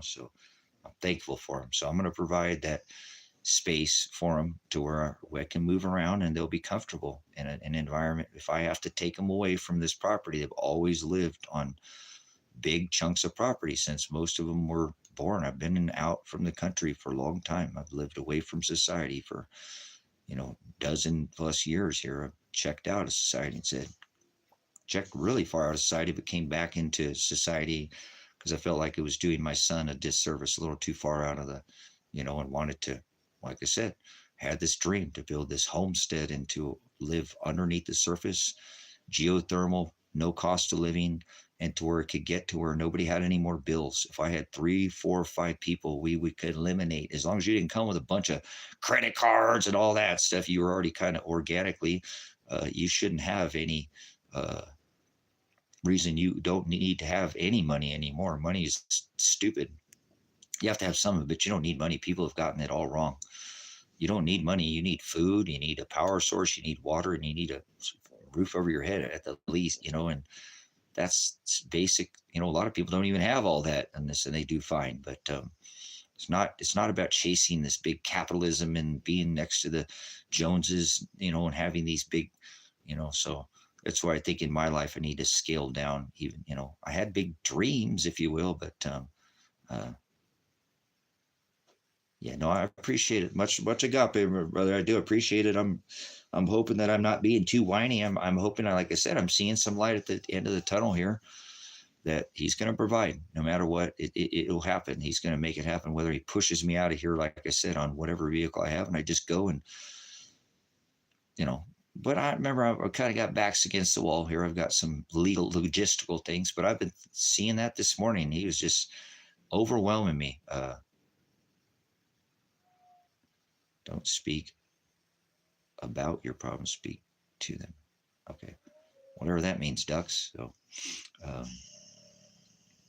speak to them. Okay, problem. Somebody call me right now and provide the money I need to pay off this land so I don't have to talk to these people about it anymore. I can call them in here and only preach the gospel to them. Okay, my problem is my son is about, he could go to prison and get ass raped. Come on, judge. Come on, district attorney. Pie man have been in there ripping your tails for how long? For how many years have it stand? Hey, president. Hey, governor. You're such a problem. Will you please bring home all these troops that are killing women and children in other countries? This is my biggest problem that makes me want to blow my head off. That I serve this beast system that goes out and people in the country I live in are okay with it, just killing people in other countries. So, we got cops, that we got people dying in America, and we've run out of funds for hurricane victims and people. So, God, my biggest problem is these people in this country. God, please come pass judgments in your time and these vanity, sick, disgusting, filthy people that are fine with these mass murders and chiefs, the ones I served. And it's okay. They send our money to other countries. And no, we ain't got no hurricane money. God, please deal with all these problems of this world. These are the problems. The problems I'm having every day. I wake up and nobody gives a rat's, about anything that I see other than just the things of this world. Very few people don't care about anything other than themselves. Why is that, Father? That's a big problem for me. Why is everybody just not forming breakaway communities? It wouldn't even take a bunch for the whole system to collapse. Why do people think they need to fight with each other, Father? Why is it that my problem is, Father, is that people have formed these communities. Many people are doing this, very successful at doing the things that I've been trying to do for so long. And they have Prepper Nurse One channel. Look, he got people coming and building buildings on his property, putting in little things. I built all the buildings for these people. They can come. Nobody can build a dream. That's my problem, Father. It's like you don't hear me, but I know you hear me, Father. But why? Why is it that all these, I don't care. It's all right. I don't talk to Father. I pray for the will of the Father. So I speak to him and I'm complaining to you. So the Father hears it enough. My dog hears it enough. So that's why I came in here and gripe and whine to you guys, because I got nobody else to talk to. My son, can't talk to him. He's in another county. Don't know if I'll ever see him again. Probably not my decision, right? So, much as a troll with you, and now feel much love for you, brother. And happy and stream. Nothing but have some way. Blessings. Fly, thank you so much, man. Future tense. In about a month from now, hopefully this will be a whole different kind of, you know what I'm saying? Things will be much more. I do see light at the end of the tunnel. I don't want to keep you. If you said something about going to class, man, I don't know what you're doing, but hope you remember whoever's teaching you, ring it out at the door, and you probably are, because you come in here and let it pour in. Go back out and then pick back up that whatever and add that back. I try to tell people that you can't go in and learn anything from somebody when they're teaching you and you think you know it. And I'm not saying that I'm a know-it-all, saying? So much love, man, much love. I appreciate I'm always thirsty for knowledge. I don't know everything. I know only a tiny fraction of what there is to know. And I'm going to try to keep learning until the day I die. I'm one of those people that I feel like every day I want to learn 100 things. Oh, if I learned something today, it was good. No, I want to learn 100 things. I want to keep learning. I chose knowledge over money, and time allowed me to do that. So figure out, guys, I know a lot of you guys would much rather choose time than money. So blessings. If you have time, be thankful, because there are some people, they don't have the time of day. They just didn't structure their life for so. It was just too much chasing probably the things of this world, brothers, sisters, instead of going after time. There is ways. God will pave a way, prepare either way. And that's what he did in my life. It's to give me the ability to have the time to keep in a study mode, to always be hungry for time. And so thank you, Fly. I will eventually, like I said, everything that I'm doing is thank you so much. Much blessings. And I can't wait to see you again. Remember, please, Fly, look up here. I think, I'm not sure where you're at. You don't have to disclose where you're at, but we're going to get some of these solar storms. So pay attention. This is a really time to enjoy. It's not a good thing, but man, we're probably going to see some low latitude auroras come over these next couple days over this weekend. So try to make some time. It might be later in the night. I hope you're somewhere that you can get away from the skyline if you're in a city and see these, get a real good, they're seen in the cities too, but there's outside of the cities are just so much more. So kind of let that be a reminder of what a special time. We normally don't see these things at low latitude where we have been. That's a very rare occurrence. So there will be signs in the firmament, above our heads. And so I think these are more, take these as a beautiful sign of the times. And so thank you for all your time. It's a blessing, all the time you spent, and your tithe without the monetary attachment to it is more valuable than even the monetary that you do leave. But it does help me, and I'm hoping soon. After all these years, I filed to do Social Security for now, and I'm just trying to get the money that I paid into the system. I don't want a benefit check. I want what I've paid in since I was 15. I've had taxes taken out of a check and Social Security. So, 17, I went in the military, and I'd like to get what I paid. They've been making interest on all that money all these years. It'd be nice to get it and to be able to use it now. I could have that truck and I could pay this land off just with the money that I have, more than that. So I don't know. Thank you so much. I don't mean to make it about monetary, but thank you for your donation, and I do appreciate your tithe by your time coming in, and you edify my work every day. I get up and know that I come in here, and like Buck came in yesterday. I've been listening for 6 months. This is the first time he spoke up and said a word. I said, man, I really like your channel, and I appreciate. I need to remind myself constantly. There's people that are just sitting here on the sideline listening. Not everybody interacts with me, not everybody interacts with the chat. There is a chunk of people who don't come here to, and that's good. That's wise. Sit down, get a piece of pencil. I've heard this guy, he said he's sift through his crap. He's a whiny butt, but if you listen, he has some pretty good information, and he's got good documentation, and he's provides evidence a lot of the times to, or go back and resource, tell you this is where I'm, I don't provide any links like that. I don't do that. I mean, I don't have the time for that, guys. Some people do drop all the links to everything. There's content creators, but I drop you to the ones that I'm studying that have the links to all these things.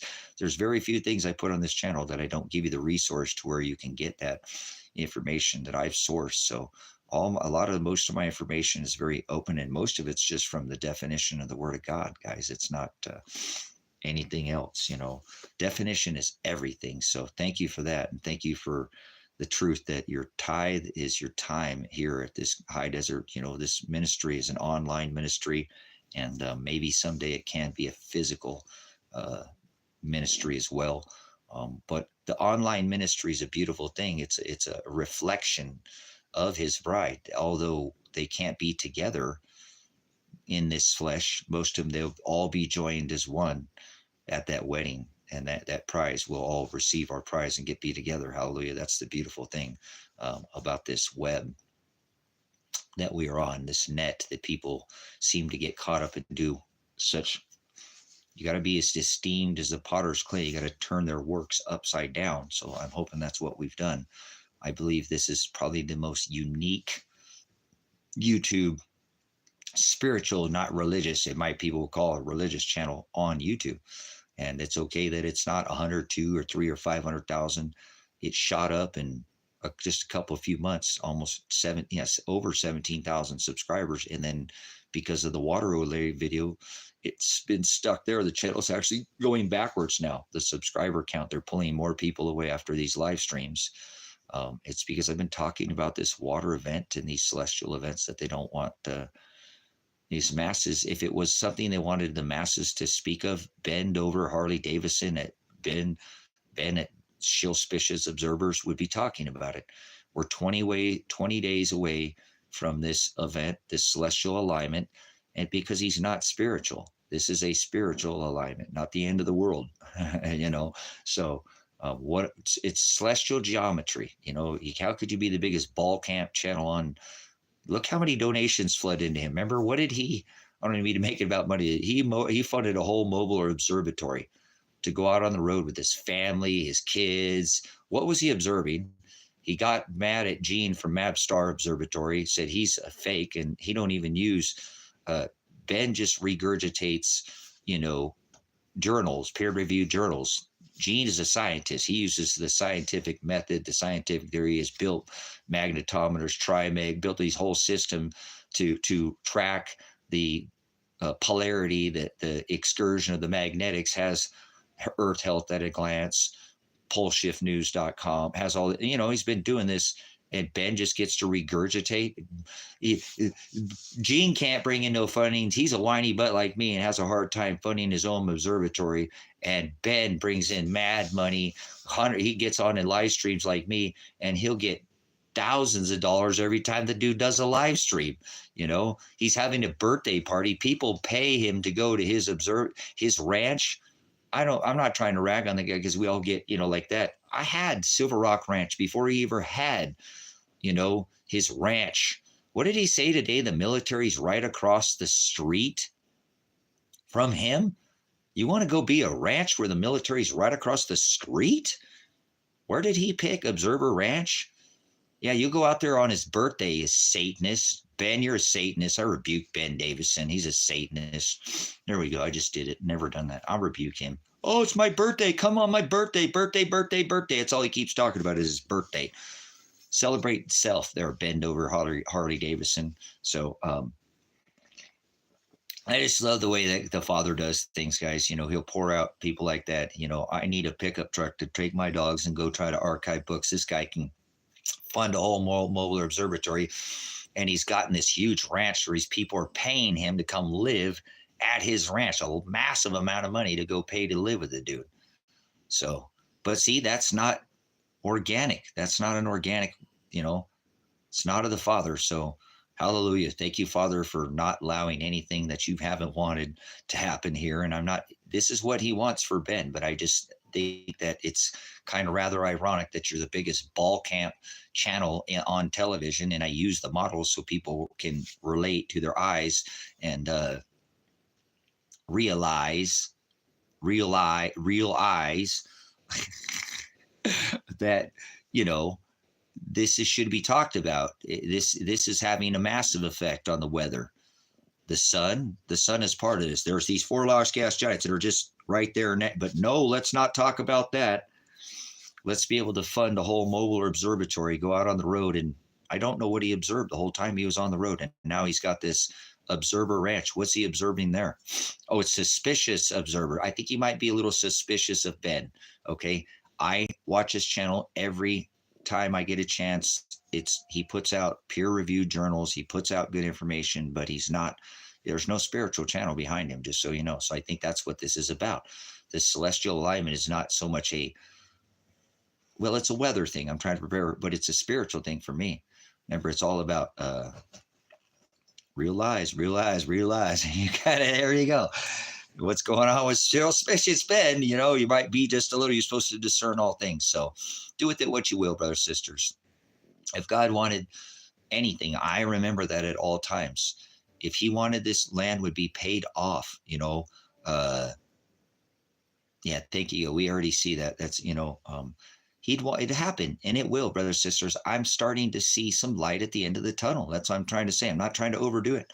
But sometimes when I get something ahead of me, I've always told my son when anything happens, I've warned him days, weeks, months, years in advance that it was coming. If I can get if that happens and we can get him back in here as a moderator, I'll ask you.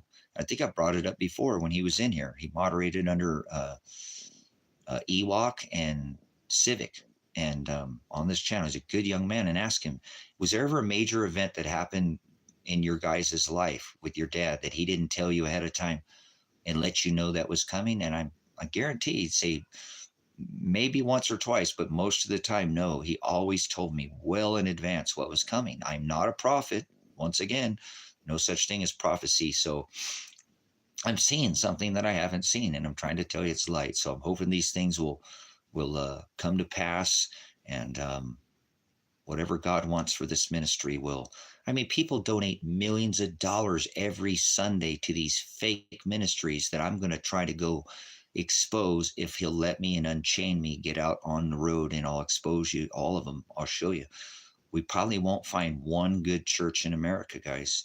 Not one. We'll start in the state that I'm in, and I'll go show you. They're vanity. They are worshiping, celebrating. They're not in the out. No Greek is being spoke there. There's no whiteboard. There's no teaching. There's no teaching. It's not a teaching. It's not a lesson. It's not, it's just a it's a celebration, and that's not what we're supposed. We're not supposed to celebrate anything. So I better go and get to this, guys. Although I don't want to, and I fight this flesh. I just want to teach the gospel and go on the road. The Lord will provide soon enough for the ministry, or he'll cut these chains that I need to be able to be. He already is. I'm already starting to provide. That's why I got to go now and do what I got to do here and do these worldly things that I don't want to do. But thank you for your time. Thank you so much. I appreciate Fly coming in. It's the alignment, the celestial alignment. Go look at the video on my channel, under my channel videos here.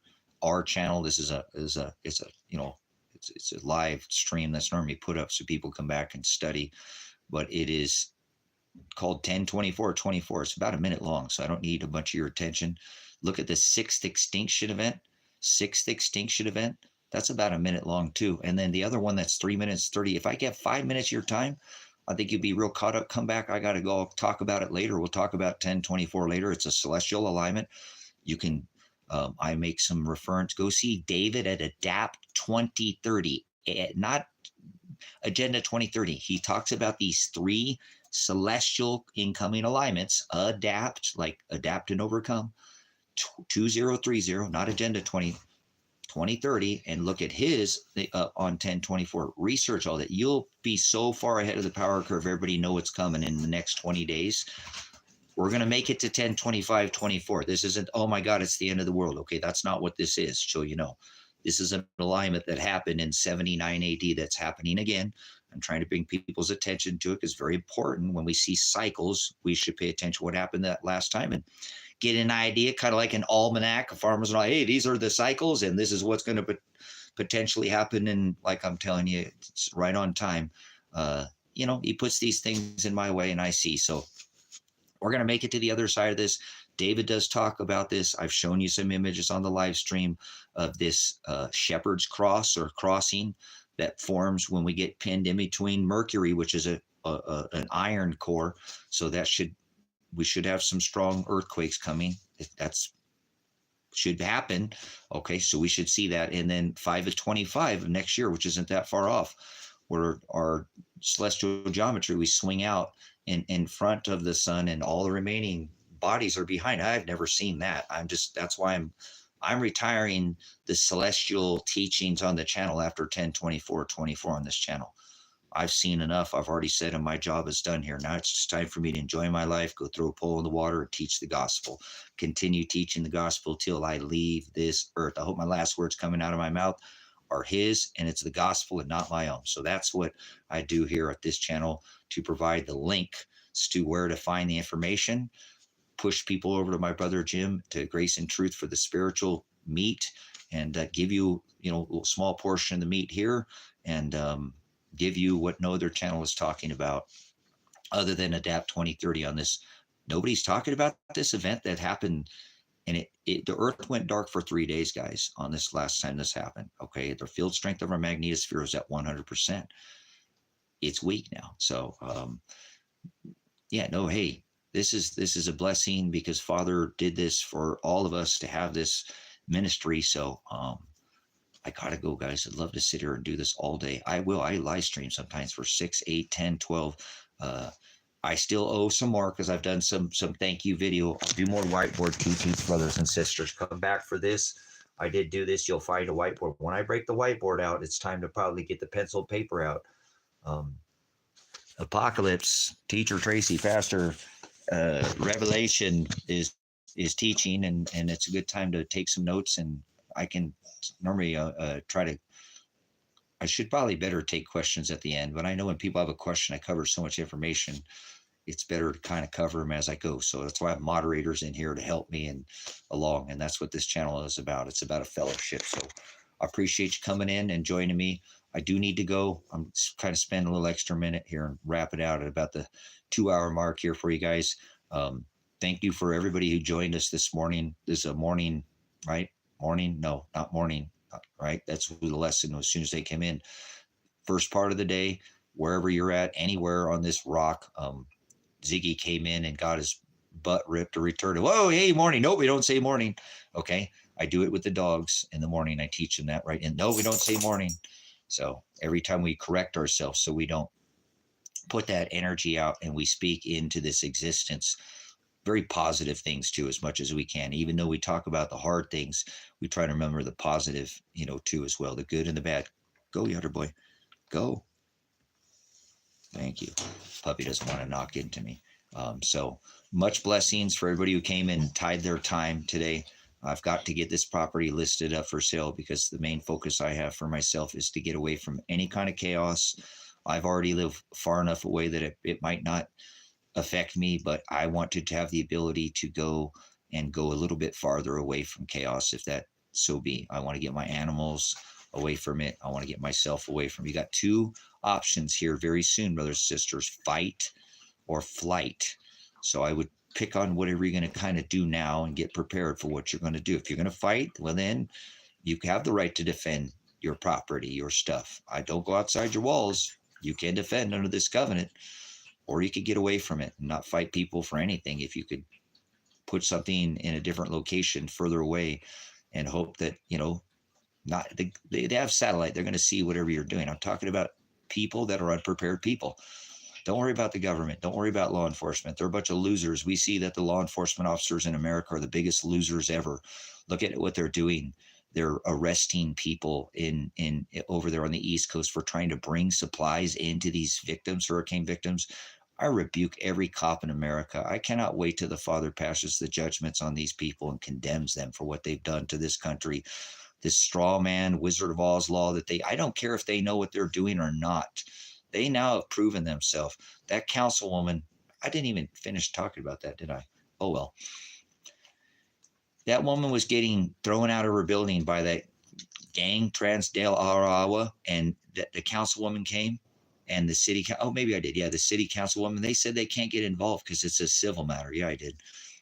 What a bunch of failures. The cops in America are the saddest, most disgusting standing army that our founding fathers warned you about. They all have weapons and they don't like the American public. You are the enemy.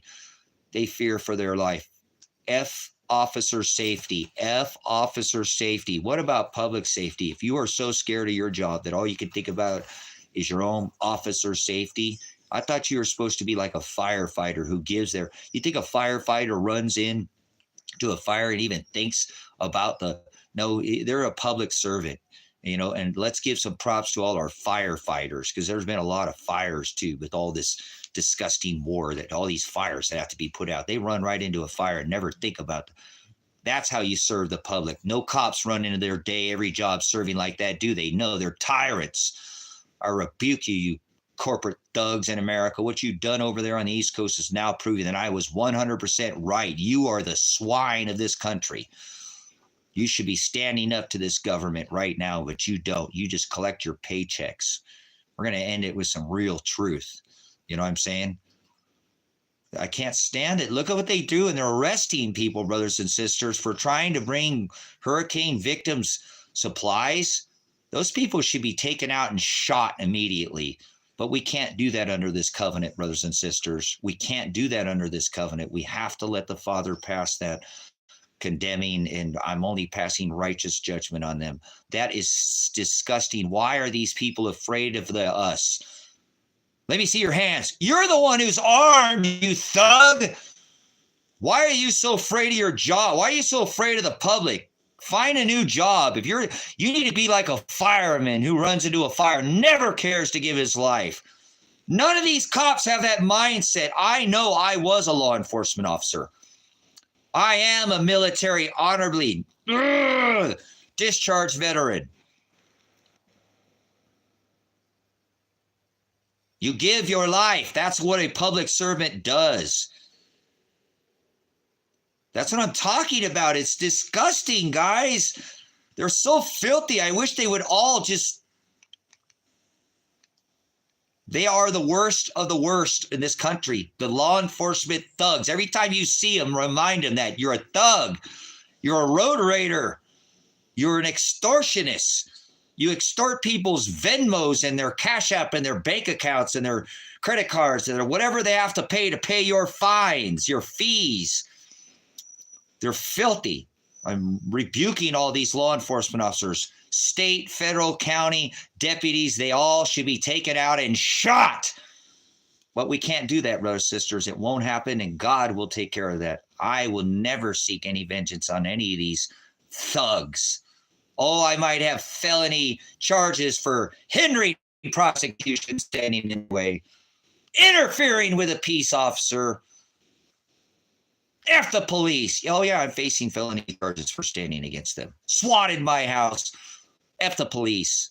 They're thugs. I'll stand against them. That's what Christ did. He said, conform to my image. They threw him in jail for standing against the law, not going by their perverted law. You be judged by the law that you go by. Are you going by this Wizard of Oz, follow the yellow brick road? Oh, I don't want to say, oh, I care more about my life than that corporate thug dumping clips in me instead of speaking up. No, I'm not going to show you a license. I don't need a license to travel. Never had to slap a license on the back of an ass, mule, donkey. What, you want me driving on people's private property? Get down here to the store? I'll get shot. They have the right under private property under the 4th Amendment. Fee me, fine me to travel. You can't do that. The Constitution was ruled. I've always had the right. Don't tell me about this. Oh, traveling. I'm traveling. I'm not engaged in the corporation commerce. I have a CDL. If I was engaged in commerce, then I need a license. I'm not traveling in a commercial capacity. That's right. No, I'm traveling in my own personal business, not for the corporation. Get off me, you jackboot thug. I'm not a corporation, so I don't go by mandates. I don't go on dates with men. I don't follow corporate codes. That's not a law. Ordinance, not a law. That's what you try to enforce on me. You can't accost my body unless I've committed a crime. That's a crime. You have to show reasonable, articulate suspicion that I've committed a crime to even stop me. What's your razz? Oh, I don't have plates on my vehicle. I don't need a plate. That's not a crime. That's a traffic infraction. Making out to John Q, man of the land and soil. So, you brothers and sisters, these thugs, whether they realize what they're doing or not, they're still enforcing this Wizard of Oz law on you. Your straw man, your tin man, your birth certificate written in capital letters. It's a credit card issued in your name when be known to you by a blood contract at birth. A positive, B positive. Yep. Written in all capital letters, then goes to your social security number, written in all what? That's what they're extorting, that man in that black robe, these men in black. Here come them all wearing the same thin blue line. Thugs. And when I was a thug cop, that was the definition of a gang. A heavily armed group of thugs, all wearing the same color, going around and harassing and extorting the general public was the definition of a law enforcement of a gang. They're a gang, and I can't stand them. I can't wait till the Father passes judgment and condemns all these people for going out and doing this to the American public. These people are the law enforcement officers. How come they don't know what's coming out of my mouth? Because they're a bunch of thugs, and they're proving themselves right now over there on the East Coast. They should be taken and shot, but we can't do that, brother and sister. You keep in minute. No.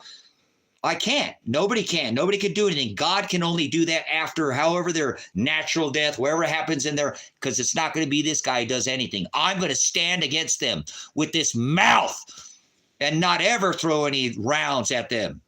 Ever.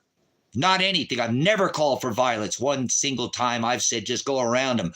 Just tell them they don't exist. Your laws don't exist to me, you jackboot thug. Stop trying to enforce your corporate law on me. I don't contract with tyrants. You're a tyrant. Get out of my face, you jackboot thug. 6 feet. Ooh, 6 feet, 6 feet, 6 feet. The COVID, give me 6 feet. I love that. Get off me. Don't. Yeah, 6 feet. Where's your mask? Give them hell, brothers, sisters. Give them hell. Not no knowledge. Give them the agape.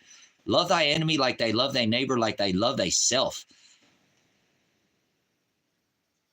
No, I don't believe in any violence. Although I want to. I don't like fascists. I don't like them. I wish I could. I wish I could be Old Testament, because I'd take them all out and I'd chop every one of their heads off. I would, if I was under the Old Testament, but we're not under that. We can't. As much as I know we want to, we can't. We have to let God fight all our battles. And when the end comes, he will take care of these people for us. We never can use these, we can defend ourselves. Whatever. Research the Edict of Toleration. Okay. That says we'll tolerate these pagan sex god worships, these transgender gods in our church. Constantine and wrote up the Edict of Toleration. Before you ever research the paradox of tolerance, know what the hell you're talking about. Tolerance is what gets us into this wokeism. Acceptance, tolerance. Yeah, we'll accept your pagan gods in our church, and our Christian, we'll call it Catholicism, and we'll just call it a Christianity. Tolerance is what gets us into this crap. Wokeism. Oh, I feel special. Now I got to have a kitty, I feel like a cat, so now I gotta have kitty litter boxes in the bathrooms for the kids at school. Tolerance is disgusting, filthy. We don't tolerate anything. We let God fight all our battles, and he passes judgments. Toleration is not. You can't change the law. You don't know what you know what the hell you're talking about. Paradox of tolerance. I know exactly what you're talking about. I'm a studied man. There's no tolerance is not accepted. We do not tolerate anything. Okay. But we don't use our death to kill somebody under this covenant. If you think there is everything, I rebuke you. You're a filthy, disgusting swine. Get out of this chat. You don't belong in here. You're not on this level. We're not above you, but you're not on this level, okay? Go somewhere else and push your tolerance nonsense. That's what got us into this crap to begin with. This was the deadly head wound that was healed in Scripture. Know what the hell you're talking about. So you go restudy the paradox of tolerance, and you'll realize you're studying a bunch of idiocracy. Yeah, a bunch of nonsense. Makes no sense at all. The only tolerance, there is no tolerance. It's called agape and porneia. That's it. I rebuke you, you filthy swine. Get out of here. Your low energy nonsense. With the time you take to study that, and I did too, but know exactly what you're talking about. Paradox. How about duality? As is above, so is below. On earth as it is in heaven. Be in the world, but be not of it. You want me to go on? You're not on the level. God does not tolerate even a changing of a jot or a tittle of his word, brothers and sisters. Don't add or don't take away from his word. He said that you add a yod, a jot, a tittle, he will. See, is there any tolerance there? He says, take up your cross 7 days a week. Did he say you can set it down and do 6 days a week? Till you die, till they throw you in the dirt. Back to the land, man of the land and soil. I don't tolerate these jackboot thugs going in and doing this public, so I'm facing felony charges for standing against the law, hindering prosecution, not letting them do their job. Do you solemnly swear that's the truth? Yep, that's what my charges are right now, felony charges. Interfering. Brothers, sisters, I warn you, he says, those who say peace and safety, sudden destruction will come upon those who call peace and safety. Might as well get my Decamai. Those who say peace, if they ever do that in court, please raise your right hand.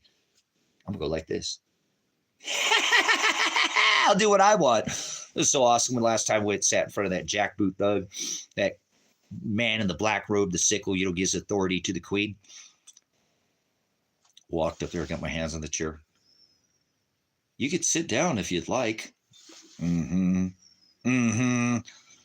against these thugs. Open up your mouth right now is a perfect chance to call these cop suckers out. What they've done on the East Coast is criminal. They're criminals enforcing capital letter law on every unbeknowing innocent citizen, idiot. citizen, extorting their pocketbooks, their bank accounts. Like I said, their Venmos, their cash out, however they have to pay these fines, fees. So that's what we should be focusing, not on the paradox of tolerance. Wake up. These thugs are out there in the streets. They're in every city, county, state, and they are not here to include this government. We don't have any more money for you, hurricane victims, but we'll send more money to Ukraine. I'll just be the crazy guy, and you just keep going along with your nonsense, okay? Yeah. Dead Americans dying in the streets of hunger, but more money's going to Ukraine.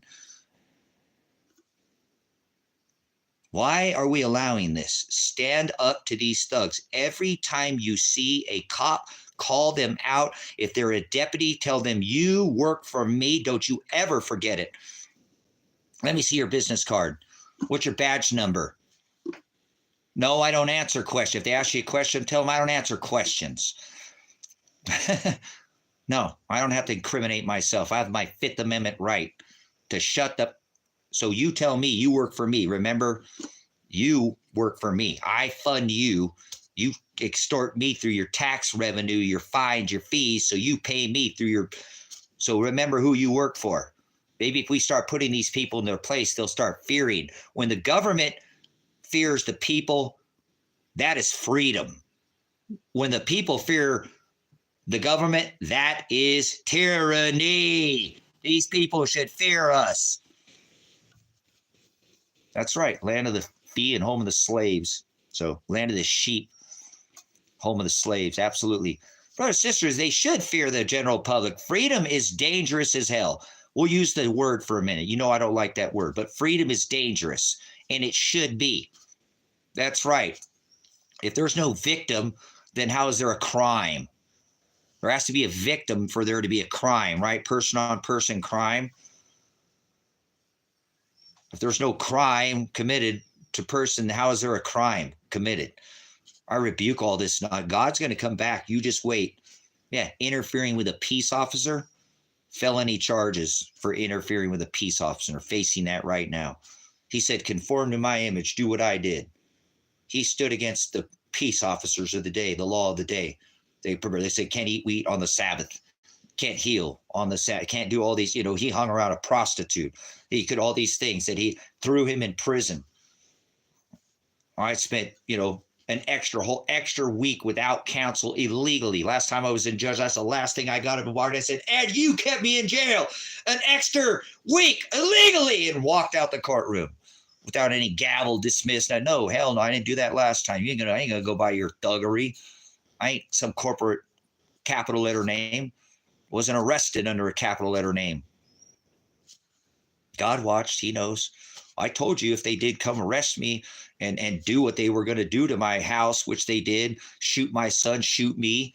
Oh, I found the pin the other day to the flashbang, brothers and sisters, are bringing it to court with me the next time I go to court. See?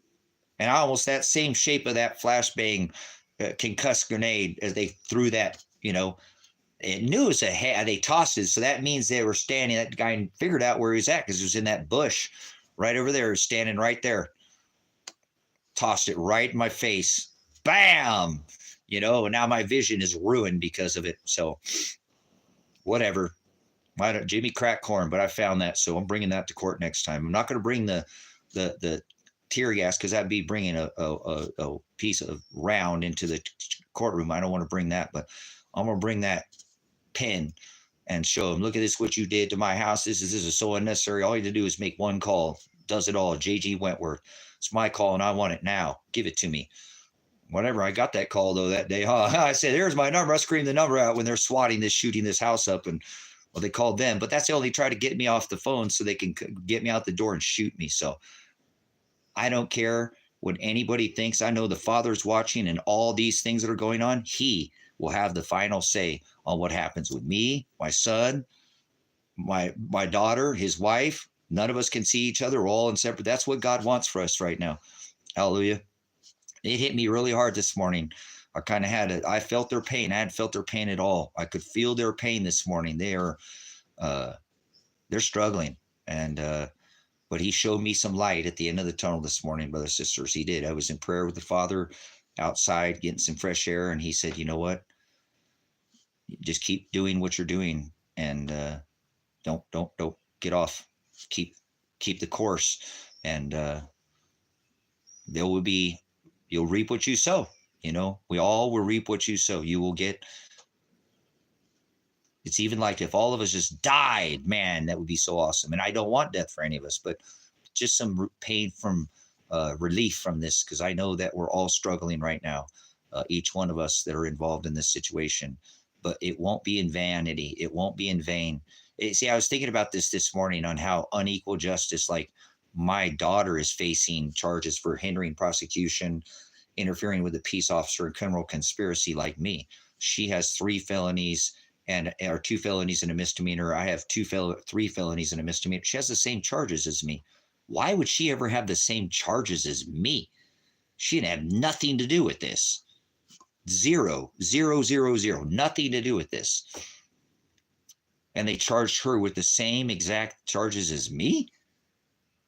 That's insanity. It shows the disgusting, filthy district attorney with his, because I never even thought about that this morning. I mean, but I was to really think about, well, wait a minute. She's got the same charges as me. She didn't do anything. She came out with her husband unbeknowing that dad was going to accost him and not let him get thrown in prison, hence the interfering with the peace officer in hindering prosecution, not letting them throw my son in a rape cage so his, anus could be violated with some man who can't keep his, his penis to himself, because he's the new, when I have all the evidence to prove that there's a clerical error here, something has happened, or there's targeting, and it's a bigger thing, exactly like the case shows, that the judge, the district attorney, every law enforcement officer in this thing should lose their job. In this case, they should lose their job. And I'm hoping the Father will take care of that. Every day judges lose their job. Not every day, but judges lose their job. District attorneys lose their job for being criminal. Cops lose their job. So if she's involved because of something she said, supposedly she said, I figured out something she said. They heard a voice, never actually saw her, and they have to prove beyond a reasonable doubt. Was that my voice that cracked? And something she said gives her 2 felonies? Something she said? Because they said she said, don't stop the vehicle. So that's 2 felonies and a criminal conspiracy charge. She has the same thing. She was there just with her husband because I didn't let her leave. I didn't let her leave either. I let either her leave. I said, if they're going to throw him in prison, you're going to spend time with your husband. Period. You're not going anywhere. Let me see your keys. You're not leaving. We're going to do this until they either drop these charges or we'll both go to prison, and then you can take care of the animals. I'm not going to sit there and, I apologize that you're involved in this, but I'm not letting him get thrown in prison. I know he's your husband, and, but you're going to stay here and spend your last nights. If he's going to go to prison for 5 years and you're not going to get to sleep next to him for 5 years, you're going to spend your days sleeping next to your husband, and whatever happens, if they throw him in prison, at least you got to spend some time with your husband. But, I will declare you have nothing to do with this. I know you went and worked side by side with him to try to help him get all these extra hours, these 130 some hours that he did all the 180. And then they said he didn't do them and he already redid them again. And you were there working 5 days a week. All you've done is try to support this man. You've never done anything. Supposedly they've charged her with these felonies. So if she's a part of this and she has now been charged, so anybody who is complacent in this list, I'm going with this, like all these people who came out there that day, everybody's involved in this case should be charged as well, correct? Because if she's a part of this by just saying something, well, they came out here and swatted my house and did all these other things. Now they're part of it too, right? Like you're a part of it when you pay taxes to kill Ukrainian, and you're a part of it when you don't speak up to these jackboot thugs and you let them extort you, and you're more afraid of losing your life and your flesh than going by God's law, instead of you go by this corporate jackboot thug straw man law, and you don't want to rock the boat, because most people don't even know. So it's okay. Some people do. Very few do. Unfortunately, that's how they get away with this. But isn't that insane? They've charged this young lady. She was working 7 days a week. My daughter, trying to help her husband get all this behind him, make sure every hour is covered. And they still wouldn't give him the hours. That they kept changing it. Can't give him a printout of all years of evidence. I have hundreds of hours of live streaming, and they still won't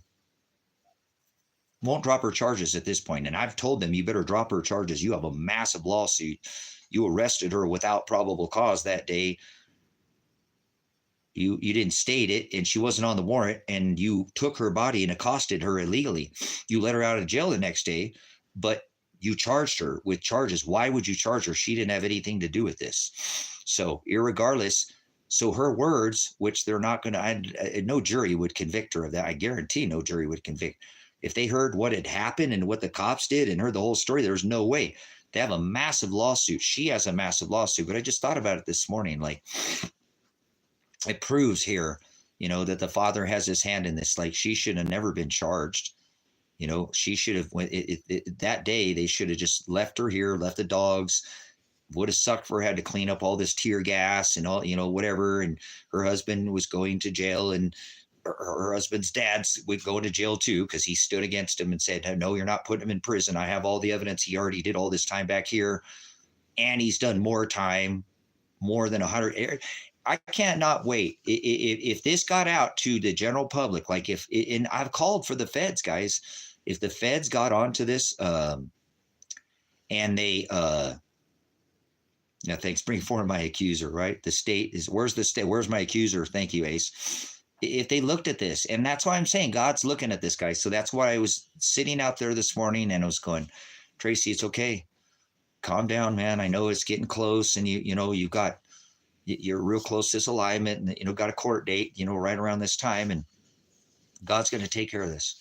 He's going to take care of this. I know. And he kind of let me into their hearts for a minute, if you will. And I'm not, you can think whatever you want about me, but boy, I felt their pain.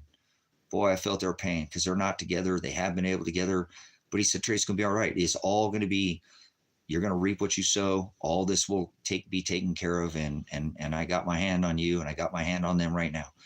Just stay. I told you, stay apt, keep pointed in the direction. Keep being that light. Keep doing this. Ain't about you. This ain't about him. You're all in pain. And so I know that hopefully, again, as I said, I've seen this light at this end of the tunnel. He'll provide whatever it is. And if it doesn't matter, if it's some kind of closure, they convict me and my son, which they're not going to get a conviction on me. They're not. They have to take me to trial. And I already told them they don't have the money to take this to trial. My major concern at this point in time is just, they don't try something funny with my son, because they've done that before, and that my daughter doesn't cave in because she doesn't have anything to do with it. And they've charged her with all these charges, but it really hit home with me this morning that, hold on a second, they've charged her with the same thing that I did. She didn't have nothing to do with this. So it shows their sheer lack of prosecuting, and this prosecuting attorney is the biggest, and that's like I said, last time I was in court with him, I looked at him for the first time in years he's ever looked me in the eye, actually looked at me, and I was telling him, you better drop this case because you have no case. You're wasting the county's money. You can't even produce a body cam of me being Mirandized. So to tell this lady to be quiet, telling me to be quiet, that I need to stop talking, I know my Miranda rights. Under my Miranda rights, I have the Fifth Amendment, to right to remain silent. I also have the right to speak up, which is my First Amendment. So I'm going to assert my first and tell you to be quiet. You assert your Fifth Amendment rights and don't interrupt me when I'm asserting my First Amendment. Thank you. Again, and then went to ripping their tails again. You cannot even produce a video footage, body cam or docu-cam of me even being Mirandized. So why is this person telling me under my Miranda rights I need to be quiet? You need to all stop and be quiet and now listen to me. I'm telling you, the county's money is being wasted. When are you going to drop these charges? If you're not going to drop these charges, why the hell did you have my son drive 5 hours here and my daughter 6 hours here? I want to know now. You tell me right now. And they started talking to the judge, and this attorney started talking to each other or whatever. Wouldn't listen to me. He wouldn't look at me. And I said, hey, I yelled at him, raised my voice. I said, I want to know. I said, if you're not going to drop these charges, you don't have the evidence. When are you pointing my finger at the judge? When are you going to drop this case? And he said, you're almost there. I said, what does that mean? Well, 6 months. All right, grab my piece of paper because they gave me this public pretender on the phone and said, oh, well, whoever this is, I'll fire them if they don't want to talk about the 180 hours, and walked out of the courtroom, turned back around before I got out, walked past everybody that was in their line outside their little door, little galley, maritime law, that they got going there, and turned around and pointed at the judge and said, and you kept me in here an extra week illegally. So wait till I bring this flashbang pin in their courtroom and say, guess what? You're going to have to answer to this, that you ruined my vision. That was all unnecessary. You could have just came with one phone call. Now you're going to have to pay for all of this. You put this into the courts. That's why I told him last time, you shoved this into the courts. Now get it out. Actually, when I finally got a call from that, I called that attorney and I told him, I said, look, I've been without counsel illegally. They kept me in jail for an extra week my son's attorney represented me. That's illegal. All the rest, I gave him all the illegal things. So I don't care about all their stuff. I gave him some details. I said, now that I have counsel, they're the ones who pushed it into the courts, because I tried to do this, getting a hold of the local sheriff, say, go investigate your sheriffs. At least you can't do an internal, but you as the elected sheriff, we got criminal activity from the sheriff's office. I know I've got all this proof. Here we go. Come investigate this as I'm standing up for the COVID. They don't want to stand up for anything. Nope. That's what I'm saying. I've told them time and time again that what is being going on here is criminal. And so if they don't, like I said, if this when an outside agency picked this up, they would probably put this whole police department on paid leave or so, because that's what they do, and have to bring in some other people from the judge down. Because like I said, this prosecuting attorney has put all these charges. He's the one signing this with this judge, these illegal warrants. And I have proof that this criminal behavior has been going on. And I've been kind to contact these people for years prior to them even pushing it in the courts, live stream for hundreds of hours, calls, literally hundreds of calls made. They have hundreds of calls, thousands of calls made during my live streaming hours to both these police agencies, both in Lane and Lake County, deal with these, and they never did anything. So they finally kicked it into the courts, not by my choice. That's why I told this attorney. They pushed it into the courts. Now that I have legal counsel, you tell them, because the last time I was telling them to drop this case or we're going to trial. My case is at least $50 million, because it's not just about this little incident that happened in one day. It's the motive and why all this was done behind. It starts 4 years ago, and he agreed on that. And by the time I got off the phone with this attorney, which wasn't from this county, he said, okay, didn't put me on the time clock, and said he will talk to me. So hopefully that's this coming next week, because I got a court date coming up, and then we only got 1 more month till they got to drop it anyways, is what the judge said. So hopefully, like I said, this pushing on this will get some closure to this. I don't want it just to go away, though, all completely. That's not going to happen. It's not going to get swept under the rug. They took my son's life from him, not literally, because he's still alive. They did shoot at him. I don't know how any of that went. You can listen on the video. They shot 6 rounds at him, towards him. I know they did, because you listen on the video, on the live stream. It was all live stream. I live streamed the whole SWAT raid, and he has a massive lawsuit, and my son's, daughter, my son's wife, my daughter has a massive. She's the one who has the biggest lawsuit out of all of us. Whatever happened to my vision is what it is. I don't think my vision's ever going to change. I think I'm going to die with this big line in my eyes. It looks just like this. It's kind of ironic, and there's some more dots, but it's pretty funny that the shape of this is almost exactly what I see in my vision. See that? That's almost exactly. I have almost the exact shape, and I have this big clump of crap up here. I see that in my eye all the time now. And it's like a haze around it. And sometimes now when I forget that it's there, like an earring, it'll go whoop, and I think I see something like, what the, oh. And then I think I see something in my eye. It's like a big hair, like if you have a thing in those floaters. Yeah, this is what I know. This is a concussion grenade. This is a flash bang grenade. This is for a concussion. Flash concuss, and bang, to take my hearing out, distort me, and take my vision out. So they wrecked my vision, and now I have a burnt spot on my retina. I'm gonna go to the doctor. They're gonna look at it, and I'm sure they'll be able to tell. Like I said, they'll just be able to tell by what I'm saying. But found this yesterday, and this is very edifying because I felt the person's energy, the guy that threw this at me, and he wanted to hurt me. I could feel it. He had ill intentions. I feel energy. I'm an energy being.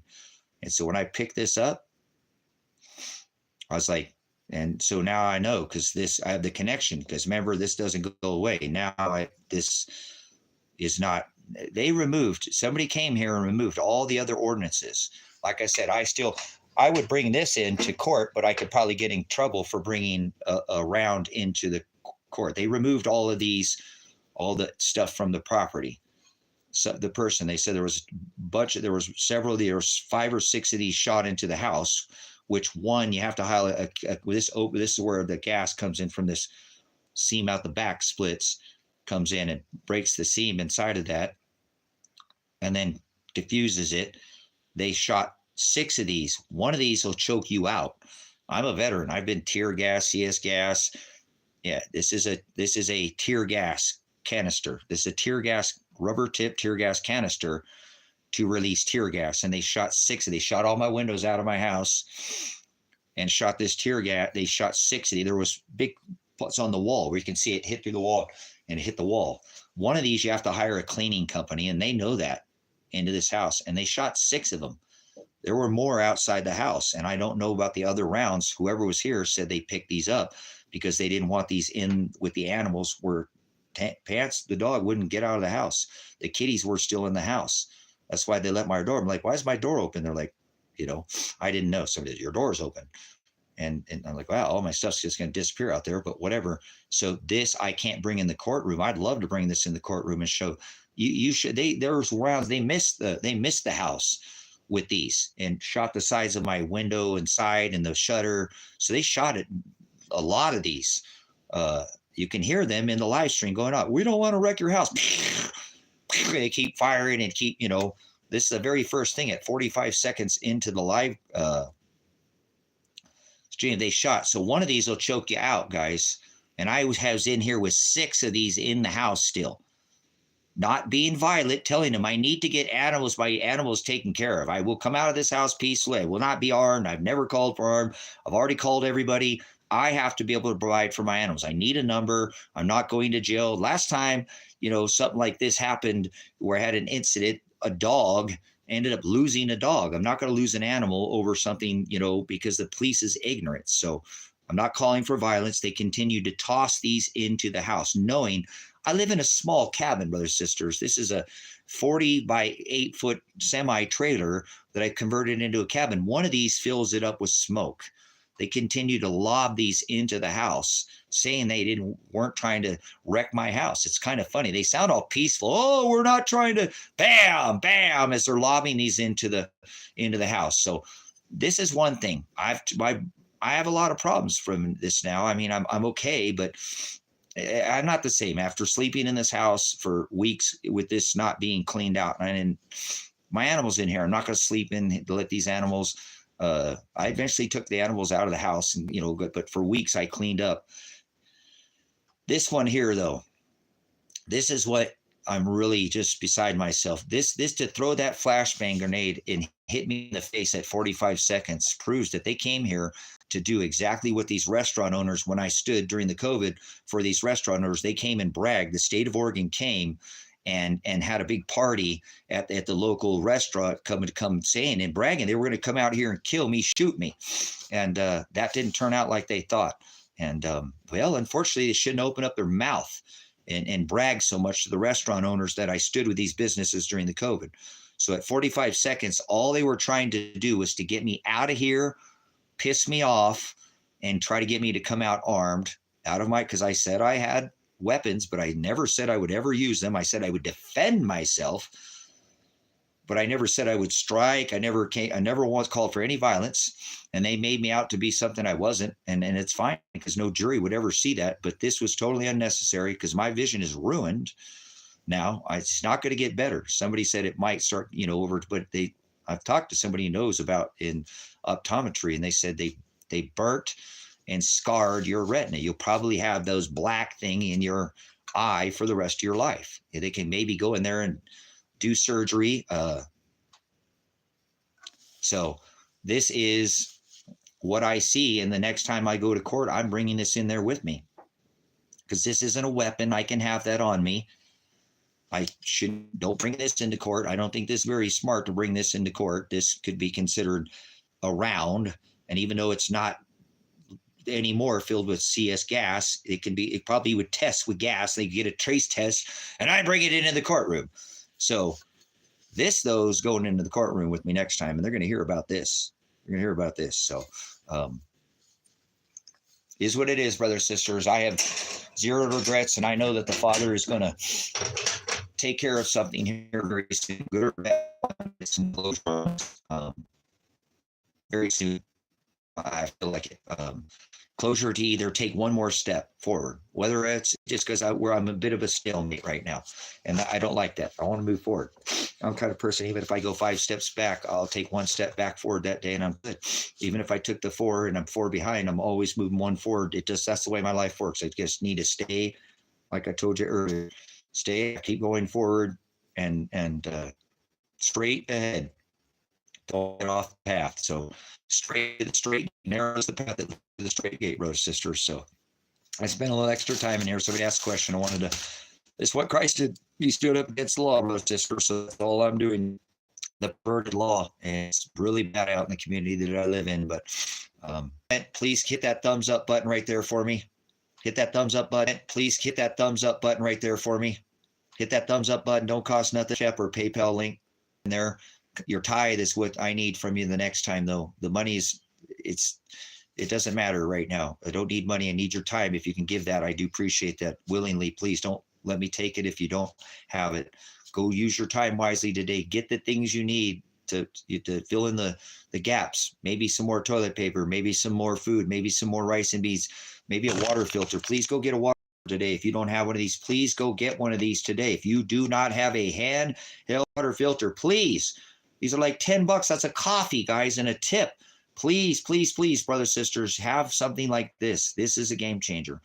Water filter. All right.